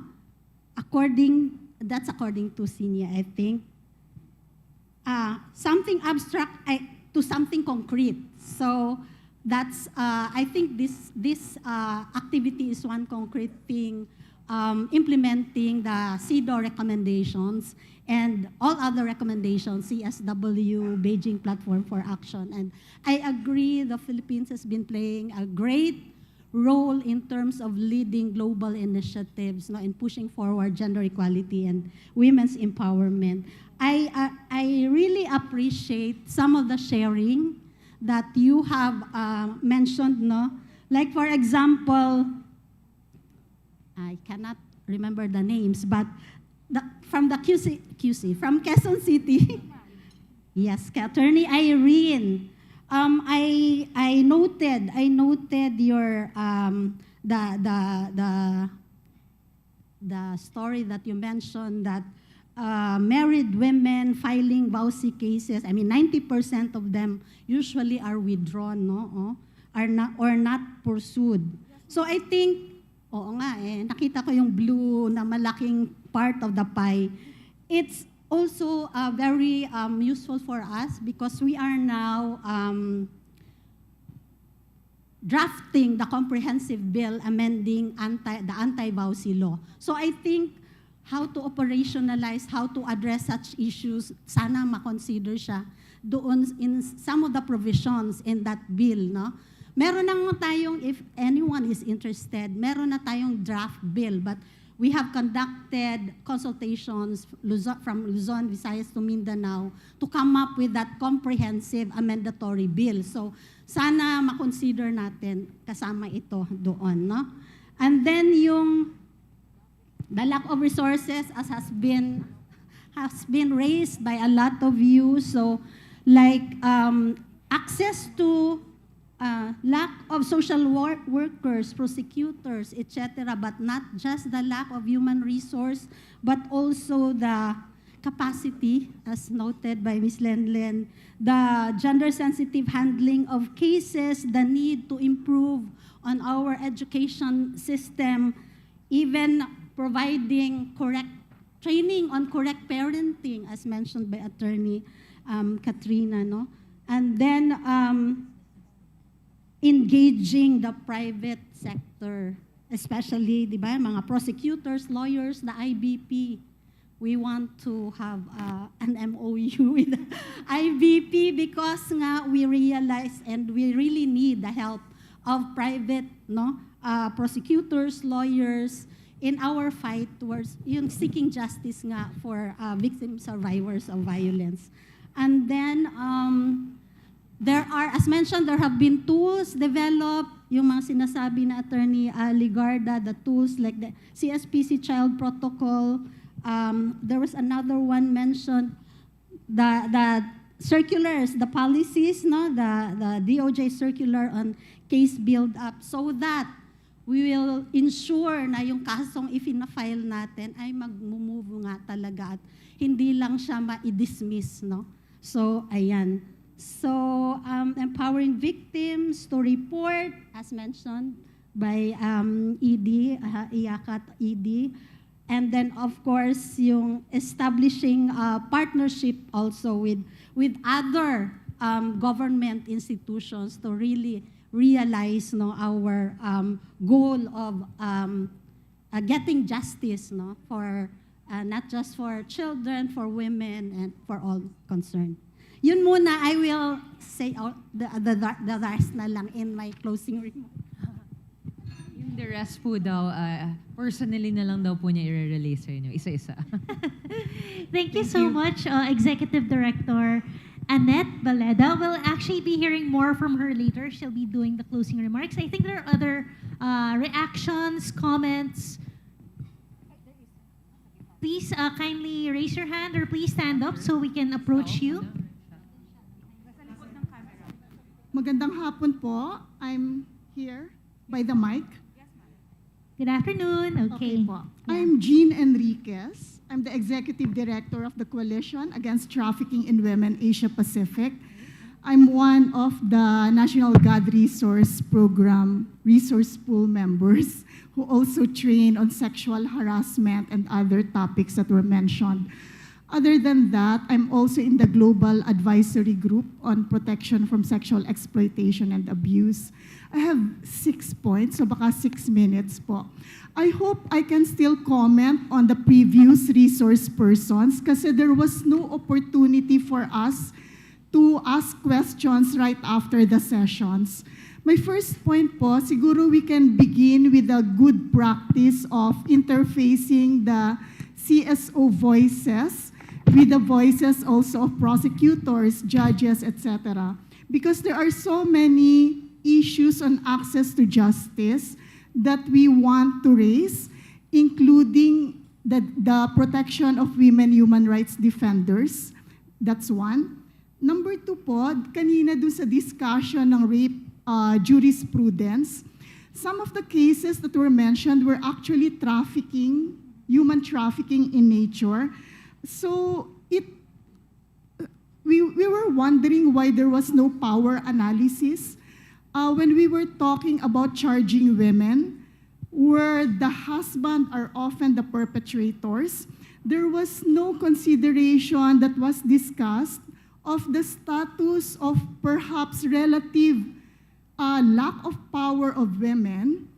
And it's quite triggering for us who have been working at the grassroots level with women, victims of violence, because often when there are male perpetrators within the family, the women are also victimized. So charging them is really quite disturbing for us when there is no detailed discussion of the circumstances of why they are being charged, especially in cases of trafficking, when there are incentives or cash or benefits that are part of the consideration. And therefore, we have to remember that when we talk about trafficking, consent is immaterial.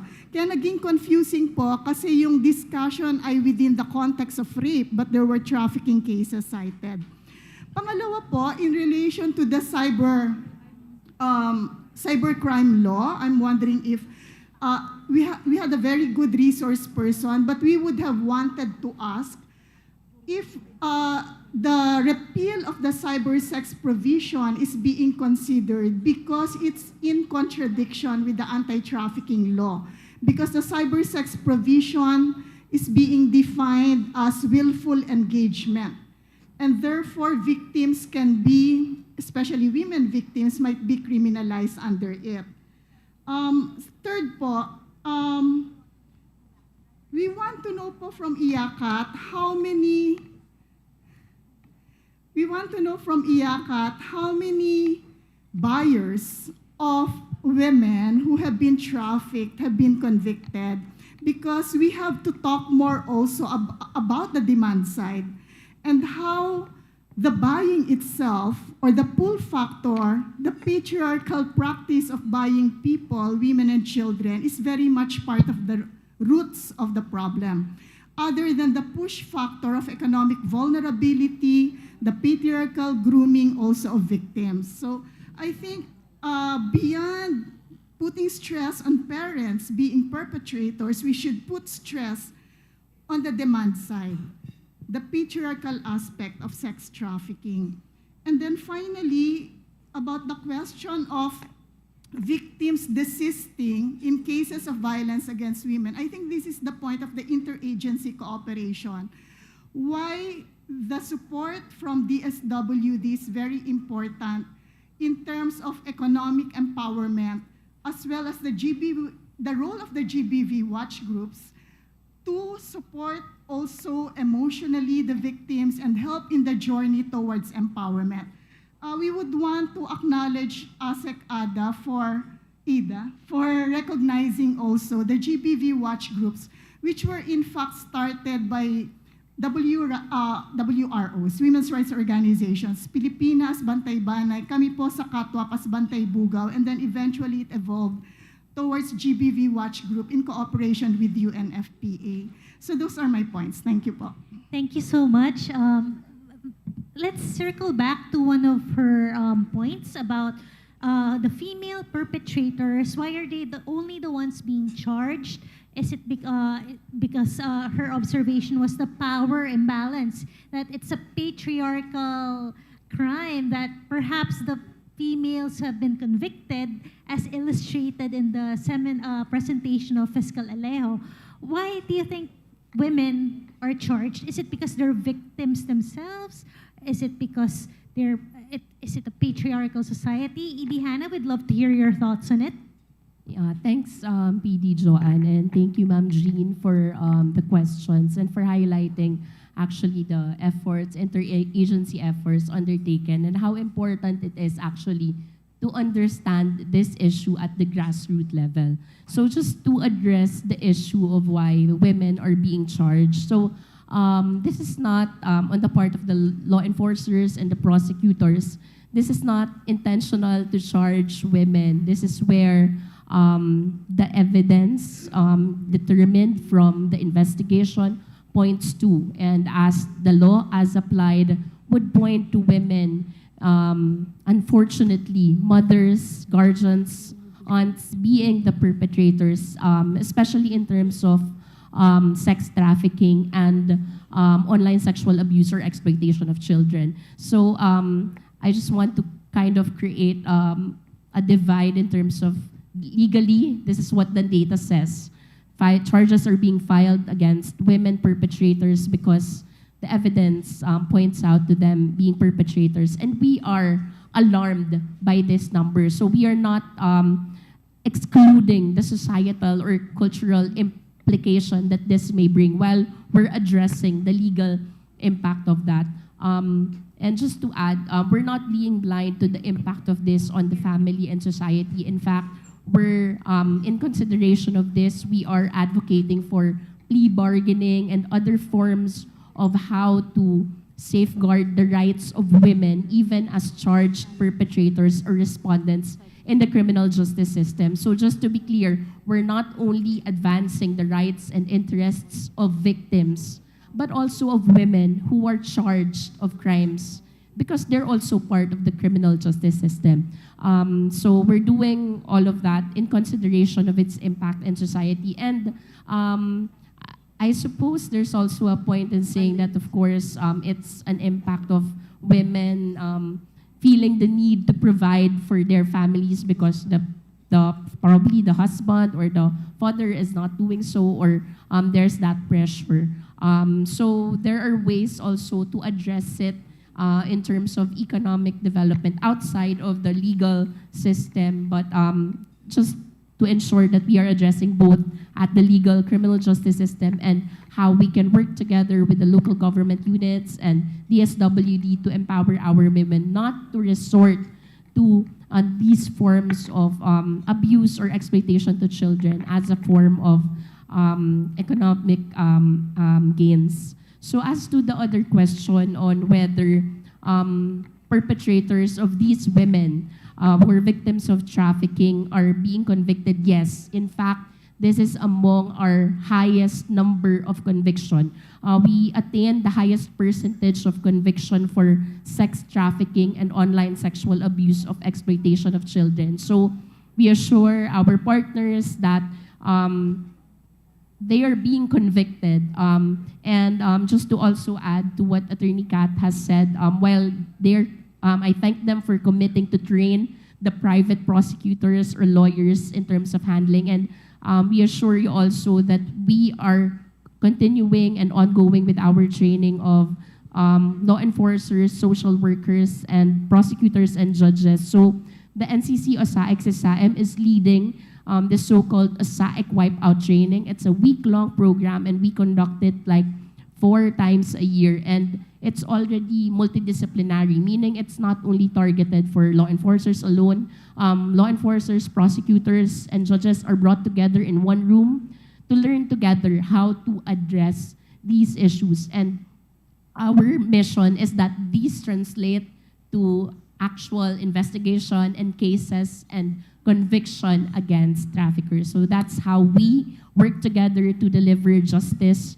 to women in the criminal justice system, not only as to victim survivors, but also to women who may be respondents or who may be charged with cases. Thank you, Idihana. I think there are some thoughts from our panel members. Yes, Ms. Sina?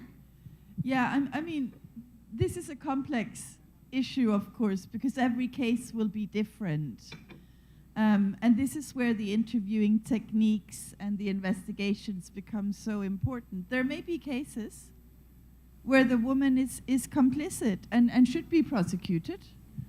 And there may be cases where the woman is a victim, and even though on the surface of it she looks like a perpetrator, when you go a little deeper, when you do the investigations, when you do the interviews with all those involved, and you dig a little deeper, then it turns out she's forced to be in a certain situation. So it's, you know, that's why we have individual prosecutions, and that's why we have, you know, judges deciding on individual cases, not, you know, a cross-cutting sort of approach. And I think this is where, if we don't have enough resources or manpowers or training or systems to get to the bottom of what's really going on and to have an understanding of what the law says, then we risk getting ourselves in trouble, because then it becomes sort of a he said, she said situation. But I do think it's very important that we take into consideration this issue of women often being victims and having less power, agency in those situations of family dynamics. So it's not a free-for-all for the women, right? It's not that the women just get off scot-free, no. But we need to understand in more depth what's going on, and this is the prosecutor's job. Ultimately, it's the judge's job, right? But having the training is the fundamental, so that these standards are applied evenly and consistently throughout the judicial system. Okay, would anybody from the panel also like to share your thoughts? Actually, it starts with law enforcement. For the investigation and successful prosecution, it starts with law enforcement. Unless we train our police, and unfortunately, police retire at the age of 56 years old. So all the police you trained 10 years ago are gone. They're no longer in the force. So training of police should be every year annually. Who has that kind of money? No one has that kind of money.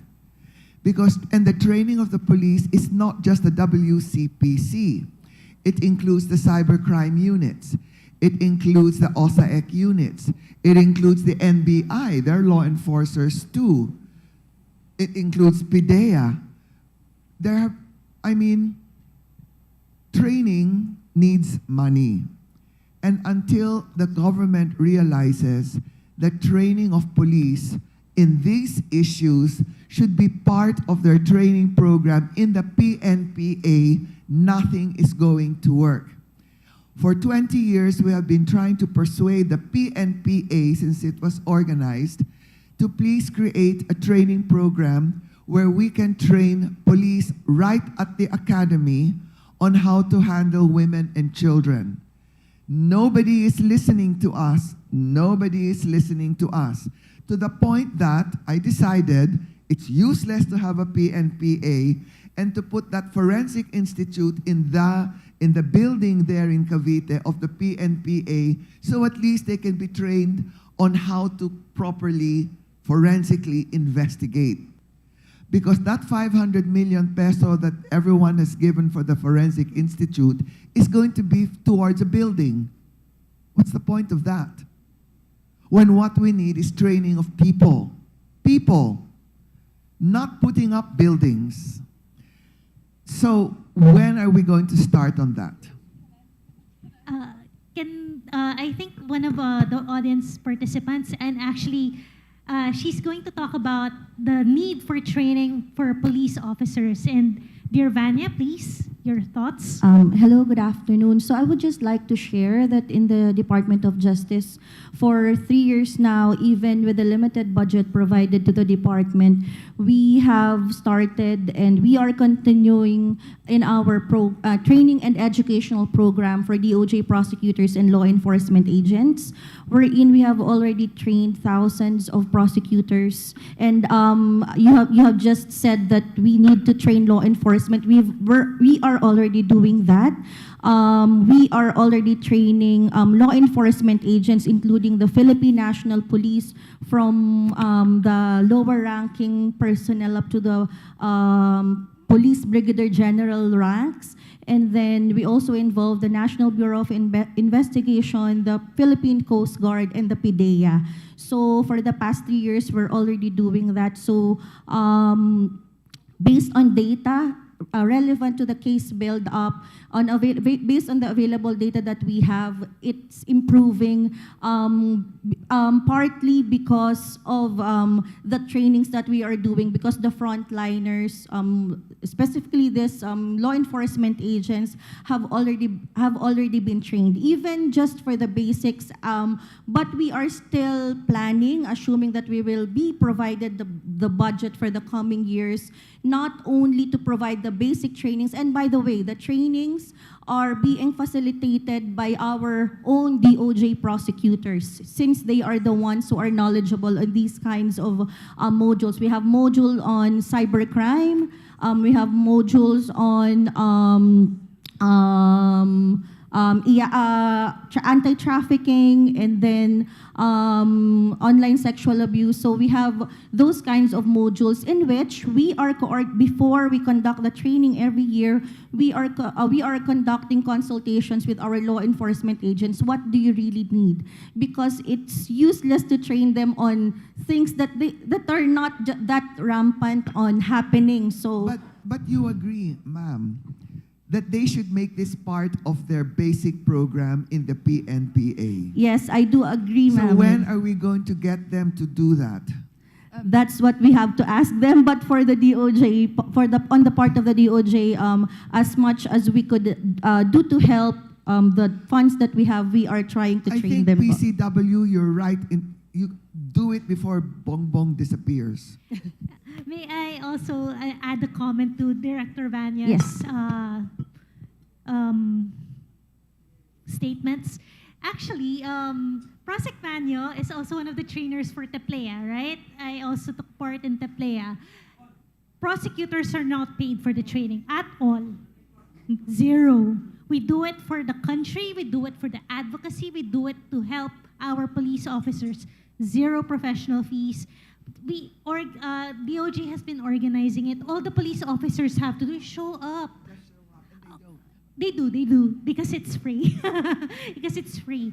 But I think, dear Vanya, this is a good suggestion from the panel that perhaps women, because the topics so far have included cybercrime, terrorism, the case build-up, which is being rolled out in the DOJ, trafficking, right, also. But also, just to add, we are working with the PNP Human Rights Affairs Office on looking at how the academy, the training institutes, can integrate human rights more broadly. And now, after this, I will make sure there is an even greater gender component. Thank you. Not just a gender component, but I think a whole, just 2 weeks of their training should include training on children, women, gender, OSAEC. I will come back and ask for your advice when they have the curriculum. But it needs to, you're right, it needs to go into the training institutes, it needs to go into the academy and in the in-service annual cycle. And one other thing that's important, which we are talking to the police about, is it's one thing to have the theoretical training, but what you need to do is link it to the operational. So I think, although there has been a lot of training, the link between, 1 week you have sort of the gender theory, and then the next week you go and do your field work. But if there is not a link between the two, then the impact on the victims will be limited. So these are some of the, DOJ is already doing this, but something we need to continue to work on as we move forward. We will. Can I share? Yes, Hannah. I would just like to share that this year, IACAT was able to partner with the PNP Academy for a 1-week course, and this was initiated by the SAN Act. So it's a 1-week course for 4th-year cadets on trafficking. But I do agree that it should be a broader, and it's supposed to be not just before they go onto the field. It should be as early as when they come in. They have to have that mindset, because our law enforcers have to have that passion for compassion when it comes to delivery of justice, especially that we have already established that in the Philippines, there are many incidences of victims that are women or the vulnerable. Okay. Fiscal Yes. Joan, may I just add? Actually, in fairness with the PNP, I do agree that they really need to institutionalize the training program. But as of now, while they don't have that training program yet, based on the participants that we get for the training and educational program for DOJ prosecutors and law enforcement agents, what they do is they send us their trainers in their training division, in their training section, in the PNP, so that at least those people who are training the PNP personnel will have this knowledge, and they are actually trying to get us the copy of the modules that we teach, so that they could share it to their fellow PNP personnel. Thank you. Thank you. In the interest of time, unfortunately, we would have to already cut this interactive forum short. But any last question? One last question, and then okay, last question. Yes, Attorney Chris. Attorney Chris is a volunteer lawyer for legal aid, and she's a IBP member and also a professor at the Philippine Law School.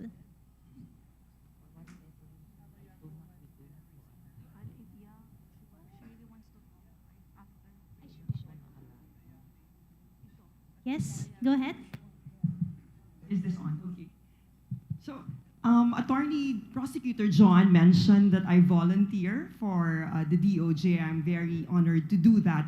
But what the thought that I want to ask from our panelists is, have you ever thought of partnering with the business sector, the private sector, in terms of implementing your initiatives, not only in terms of financing, but for something else? Yes, as I told you, AirAsia, Philippines, and AirAsia around the country, around the ASEAN region, we've already done all our trafficking training. And we're going to continue with that. That's why Hannah is so happy that we reconnected, because I found out that she was the new ED, and we're going to go further and talk about OSAEC. But they're the only business people I know who are willing to do that. And they're not even Philippine-based. Oh, that's true.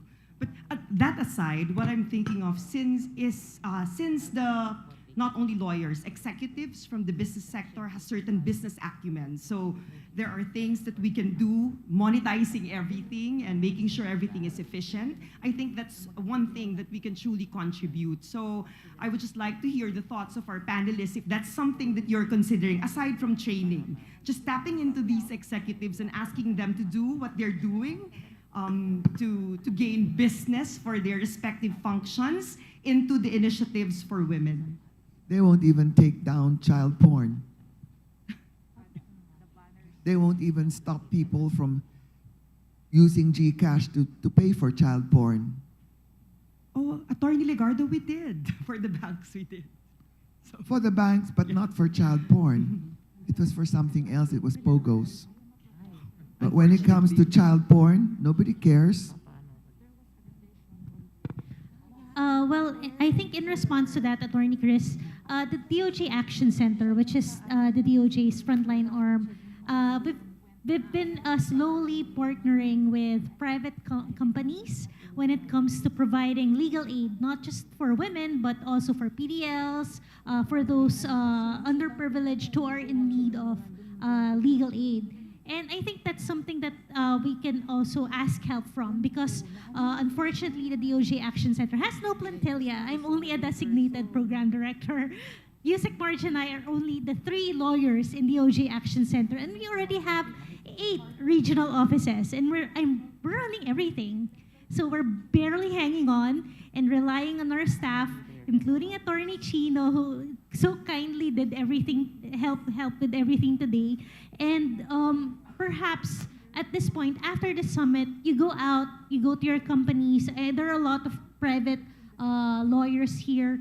Please, don't hesitate to reach out to us, whether it's in a legal aid program or for ULAS, because we have so many clients we've been trying to refer. Because sometimes, I wasn't able to bring this up, clients, especially women who have jobs, slip through the cracks when it comes to legal aid and representation. They're not entitled to PAO. It's actually really sad. Middle-class women are not entitled to PAO dahil PAO, 24,000 and below lang pwede. 22,000 and below for outside NCR.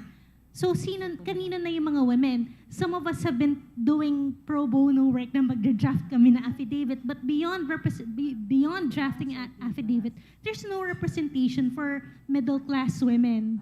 In fact, sometimes umaasa na lang sa piskal to explain or help, but the initial starting point is missing. So for private companies, please support, IBP, please support DOJ, please support IACAT, please support those who lack the resources since, government funding is allocated. It's not that many, and we're not that many. So we join the call for the private sector and the community to join us when we do our legal aid programs. Yes, Ms. Rosalind?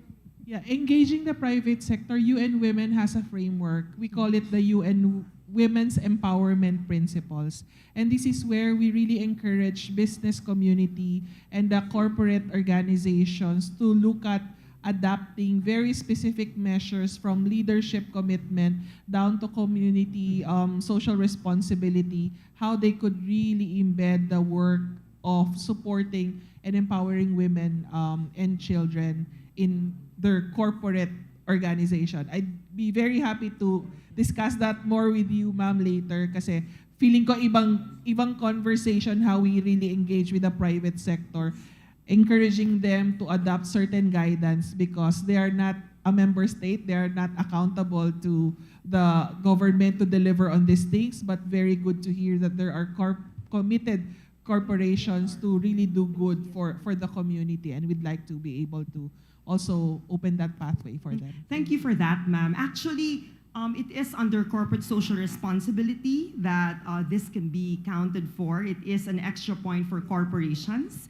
But personally, I am happy to hear that I lead the women's network in our company. And unfortunately, the space there is only within the company. The women that I work with want to reach out, but they just don't know how to. We would be able to open up a lot of networks for you, ma'am. We're working with very different CEOs in various industries, and they're all working together to understand how they can come up with action plan to support women, whether that's in the company or outside the communities. Thank you. Thank you. Okay, Edie Hannah, last words, please. Just a last point on this. So on the part of IACAT and the NCC OSAIC SIM, we are engaging the private sector, and not only, I just want to clarify, this is not only corporate social responsibility. Under trafficking and OSAIC, it is a mandate, it is an obligation under the law that private sectors are also part and should be part of protecting children, women who are being abused and exploited online or in any other platform.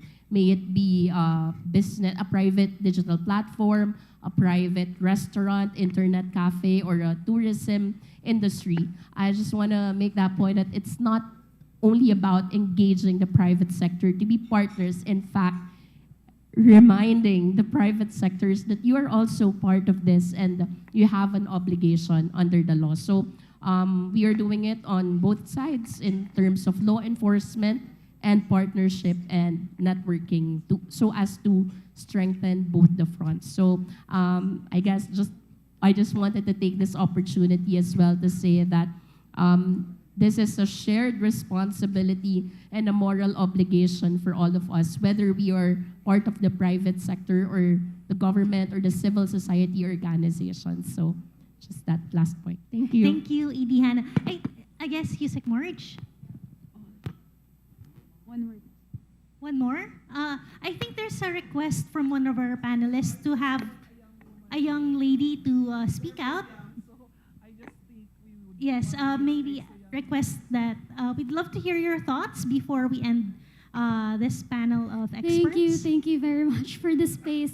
Magandang hapon po, ako po si Sofia from Women's Legal and Human Rights Bureau. I'm just going to read what I noted down para po in the interest of time, no.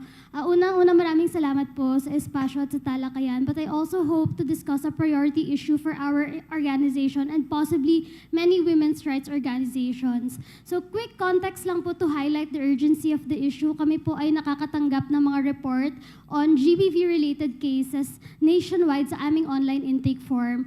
And aligned with what Yusek Gutierrez mentioned this morning, cases related to GBV are rising. So last year, we received 40 reports pa lang po on our intake form at madami na yon for an NGO like ours. But this year po ay 60 plus cases na siya on requesting information on what laws are applicable, the process, and etc. depending on the complexity of the case, no. At bilang isang women's rights NGO, hindi po maitatanggi na we have very limited resources, and at the end of the day, we work with national and local government agencies in advancing women's access to justice by referring them to the proper formal channels. And so we refer them to VAUSI desk officers, to WCPD, and other agencies, no. At sa referral, kasama po dito yung follow up sa kanila kung kamusta yung experiences nila. And one of our hopes is hindi na nga po ma-retraumatize ang victim survivor. So na-foresee po ni Judge Marivic yung concern na may raise, and I wanted to share a few excerpts sana po on the forms that we received, no, on the reports. Pero in the interest of time, what we wanted to call the attention, or what we wanted to do was basically call the attention of DOJ's accessibility ng gender-responsive and gender-sensitive lawyers. And that's why we're glad to hear about IBP's plans on developing and implementing GST for all lawyers and 80 chapters of IBP. And in moving forward, while we understand po yung challenge, no, sa under-resourcing, sa structural inequalities, and the need to strengthen human resources, as you mentioned, cases are also piling, and they exist now, no? So I think I'll focus on how we hope that we, women's rights organizations, CSOs, and other groups can strengthen our referral system on available lawyers, including for early stages of legal assistance. So we have a few contacts but from our network, but we'd also like to take the opportunity, kasi sayang naman po at nandito na kami sa isang espasyo with so many of our legal professionals, no? And we'd like to take the opportunity to ask other panelists and even DOJ themselves kung saan po kami pwede lumapit for lawyers who can take on cases related to violence against women and ensure na hindi na din po sila ma-retraumatize or mabawasan po yung kahirapan nila with access to justice, especially for marginalized women. So yun po. Salamat. The law says, dear, the 9262 says, 9262, yeah. Yes. Says that you can go to any PAO or clerk of court in any court and they're supposed to assist you. In any court. Thank you po. Actually, that's one of the reasons why I wanted to read two of the excerpts, no. Kasi we do understand that we can avail for PAO services. Pero ang isa pong case, if I could read, no, I went to PAO, an attorney met me to answer my query. I told her I am autistic or I have Asperger's, which she then scrutinized me whether I am autistic because I could talk and could even speak English. She then just gave me her email address to send her the documents. I sent her the documents but she never responded. I then just got tired, so I gave up and believed that no law is present to help me. And we understand that in the formal process, tama po na PAO ang pupuntahan, pero in the case po na ganito na they have lost the trust, no, of those available to them nearby, sino po kaya ang pwede ding mapuntahan ng lawyers? So, ng victim survivors that we could refer them to. Salamat po. Yes. Yes, please, Chief Irene. Hi, Ma'am. I'm not from PAO, but PAO is also part of the DOJ. I'm sorry to hear that, but maybe, maybe we can say that one experience cannot reflect the whole organization. In the many cases that we've been working with PAO, I see how the PAO chief, how the deputy, PAO, the lawyers of PAO, and we have a lot of prosecutors here who came from PAO, no? And joke nga, every time na may mapopromote na piskal, nagagalit si Chief Acosta kasi pinapirate ng DOJ. And I've seen ang pinakamahirap kalaban sa korte ng piskal si PAO, magaling si PAO. So maybe that experience can we treat that as an isolated moment, and maybe looking forward that PAO will really live up to its mandate, and they are. I think they are. Po. Sana isolated lang po yun. Thank you. Ma'am, I'd also like to add, if you have any problems like that, kasi we've been strengthening the DOJ Action Center recently, and a lot of those that cannot or not hindi pwede kay PAO, lumalapit po kay DOJ Action Center because we do not distinguish. Now, sometimes, because of we're undermanned, we refer, and we've already formed partnerships with law schools and with IBP. In fact, there was one victim who went to our office because she said the prosecutor required her to file a reply to a counter affidavit. And the NBI told her, hindi ka na namin tutulungan mag-draft ng reply sa reklamo mo kasi tapos na trabaho namin, may complaint ka na. When she went to the PAO said, you're not an indigent because the victim of that sexual violence was a call center agent. Now, si call center agent, naiiyak-iyak kasi saan ako pupunta? Hindi pala pwede kay PAO. She was referred by our prosecutor to the DOJ Action Center. And we gave her guidance. Sometimes, if Attorney Chino and I can manage the load, we already, on the spot, we draft. We've helped VAUSI victims, rape victims. But sometimes, we ask assistance. One of the, si PUP, kausap ko, kasi Manila yung PUP, can you take on this victim, help her draft an affidavit? And also Manila government, Manila IBP, can you help her draft this affidavit for us because we cannot handle her right now? And on the spot, we refer her. So please, ma'am, if you have any problems, if you cannot approach, which is really not the usual case, but in case you are not qualified dahil hindi po kayo indigent, you can approach DOJ Action Center. We've been building a directory for legal aid in order to help improve access to justice. And we can help you with that. You can call us, you can message us on Facebook, you can email us. Sumasagot po kami. And here's an addition. Okay. You can always go to any IBP chapter office. We are always open. And in fact, when I was still a judge, if an accused has no counsel and the PAO is not willing to take them in, I always refer them to the IBP. May I, is there still room for one more reactor? Is there still room for one more reactor? Okay, one last. Sige. I'll Okay. skip my synthesis na lang and just move straight to the closing remarks, just in the interest of time. And pasensya na po, one of our panelists, Attorney Legarda, has a class in BGC, so she had to leave, but we can still, one last na po. Okay, I'm Attorney Irene Ann Caballas from the Legal Alternatives for Women Center, Inc. All the way from Cebu, we provide free legal and social psychosocial services for women victims of gender-based violence. I appeared before you, Judge, in one case in RTC 20.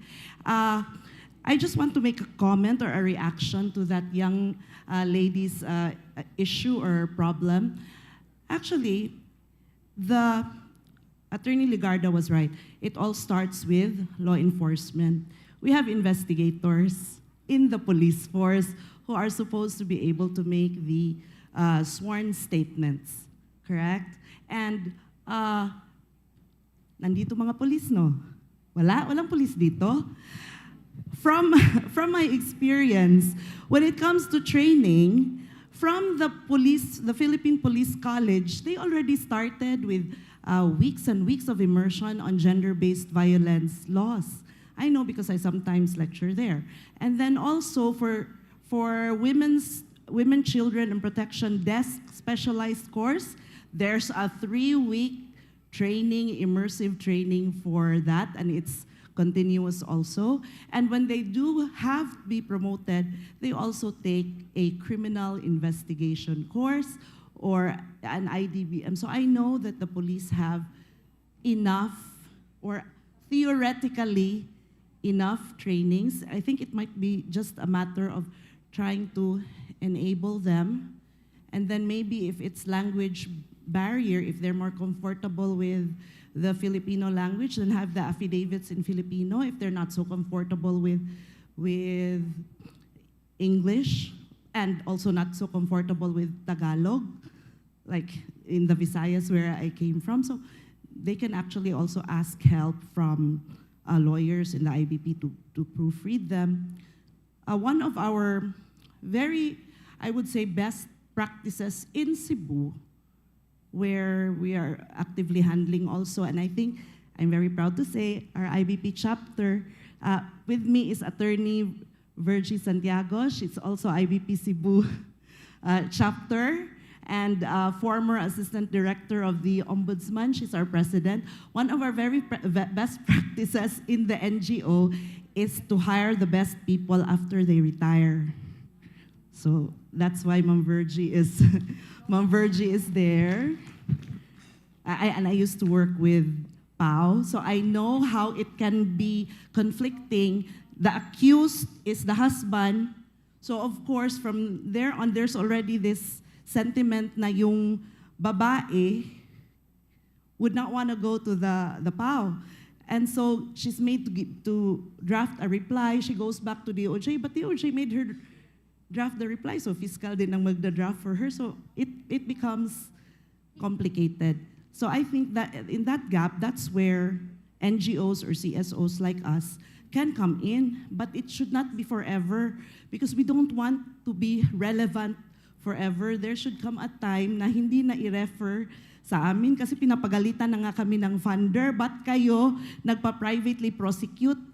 Sayang ang funding dapat sa fiscal. Yun ang problema din sa NGO work because we are told also na as much as possible, do not enable dependence. So I suppose we must capacitate law enforcement, better staff our criminal justice system, put money where it should be placed and not in phantoms or phantasms or ghosts, no? So, yun. And then, and one comment regarding, I just want to ask one question. Are those women who were convicted for trafficking their children, what is the demographic on that? Are they single mothers? Mostly. Because if they're single mothers, it might be they're the ones who get convicted because they're the ones who stayed. You know, they're the ones who stayed. Their partners abandoned them. That's a form of vowsy also. Yeah. Ma'am, regarding the demography, the cases that were cited by, two of them very much married, and it has become the business of the husband and wife. But for Quezon City, it's a mix of demographics. You have sisters selling their kapwa sister for their education. It's a mixed demography, and just going to that point, maybe the Philippine Women's Center can, do a big database, futuristic thinking, on tracking the demography of all these things. So you can have a correlational relationship of the demographic factors of sex, age, etc., and make predictive analysis on how they are related. Maybe futuristic thinking, yun yata yung kulang natin, wala tayong national database. In silos tayo. Iba yung database ni DOJ, iba yung database ni PAO, iba yung database ni DILG, at hindi magtugma-tugma ang mga data natin. So policies are, fragmented, and Law Inc. has a wealth of database. We don't know what to do with it. Yes, exactly. And how you connect them. And every time we change leadership, we also change our policies, and data that is there in different agencies stored, like what you have, sayang po na can be the basis of future policies which are empirical based. Like, sorry mama, one last minute. Robin Padilla has a bill right now, and Quezon City being the largest prosecution office in terms of cases, our comment was asked, no, the age of criminal liability from 1932, it was changed in 2006 to 12 to 16. Now, the Good Center wanted to be dropped to 10 years old. So, sa amin po, I'm not so sure with other prosecution offices, but City Prosecutor Bimar Barceliano and the whole OCP Quezon City made a recommendation that bago natin gawin yan, we are not against or in favor of it, pero bago natin gawin yan, where is our data? We should have empirical-based data. What is bakit hindi 12? Bakit biglang 10? You know, it took a century from 1932 to 2016, 93-44, to change the 12 to 16. Now, 2006 to 2025, ibabagsak natin ng 10 years old. And we don't have a data basing ano ang significance ng 10 years old. The basis, I guess, I'm saying this loosely, in Quezon City, we have a case of a 10-year-old, pinatay niya at ni-rape niya yung kalaro niyang 8 years old. Yes. And ako, ang pinaka-young na na-prosecute ko is 6 months old, raped by the grandfather.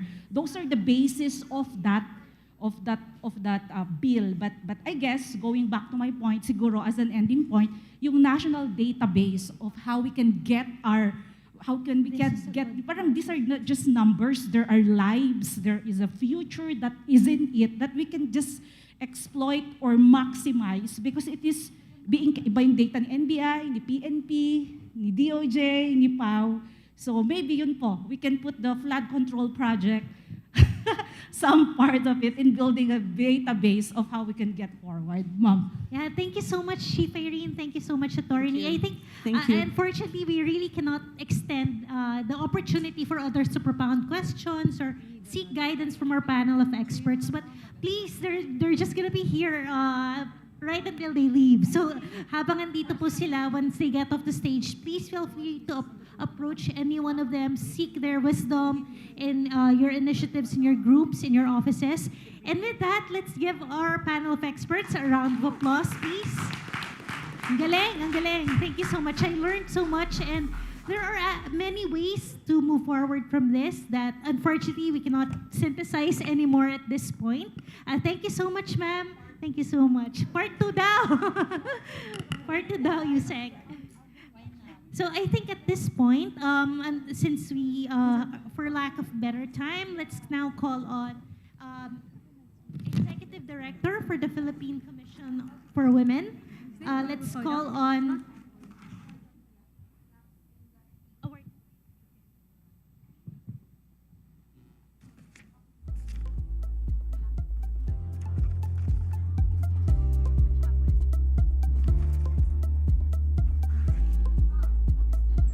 Ayan. Let's now call on siguro the SDE after si ano or okay. I'm sorry. Let's go first with the SDE for today.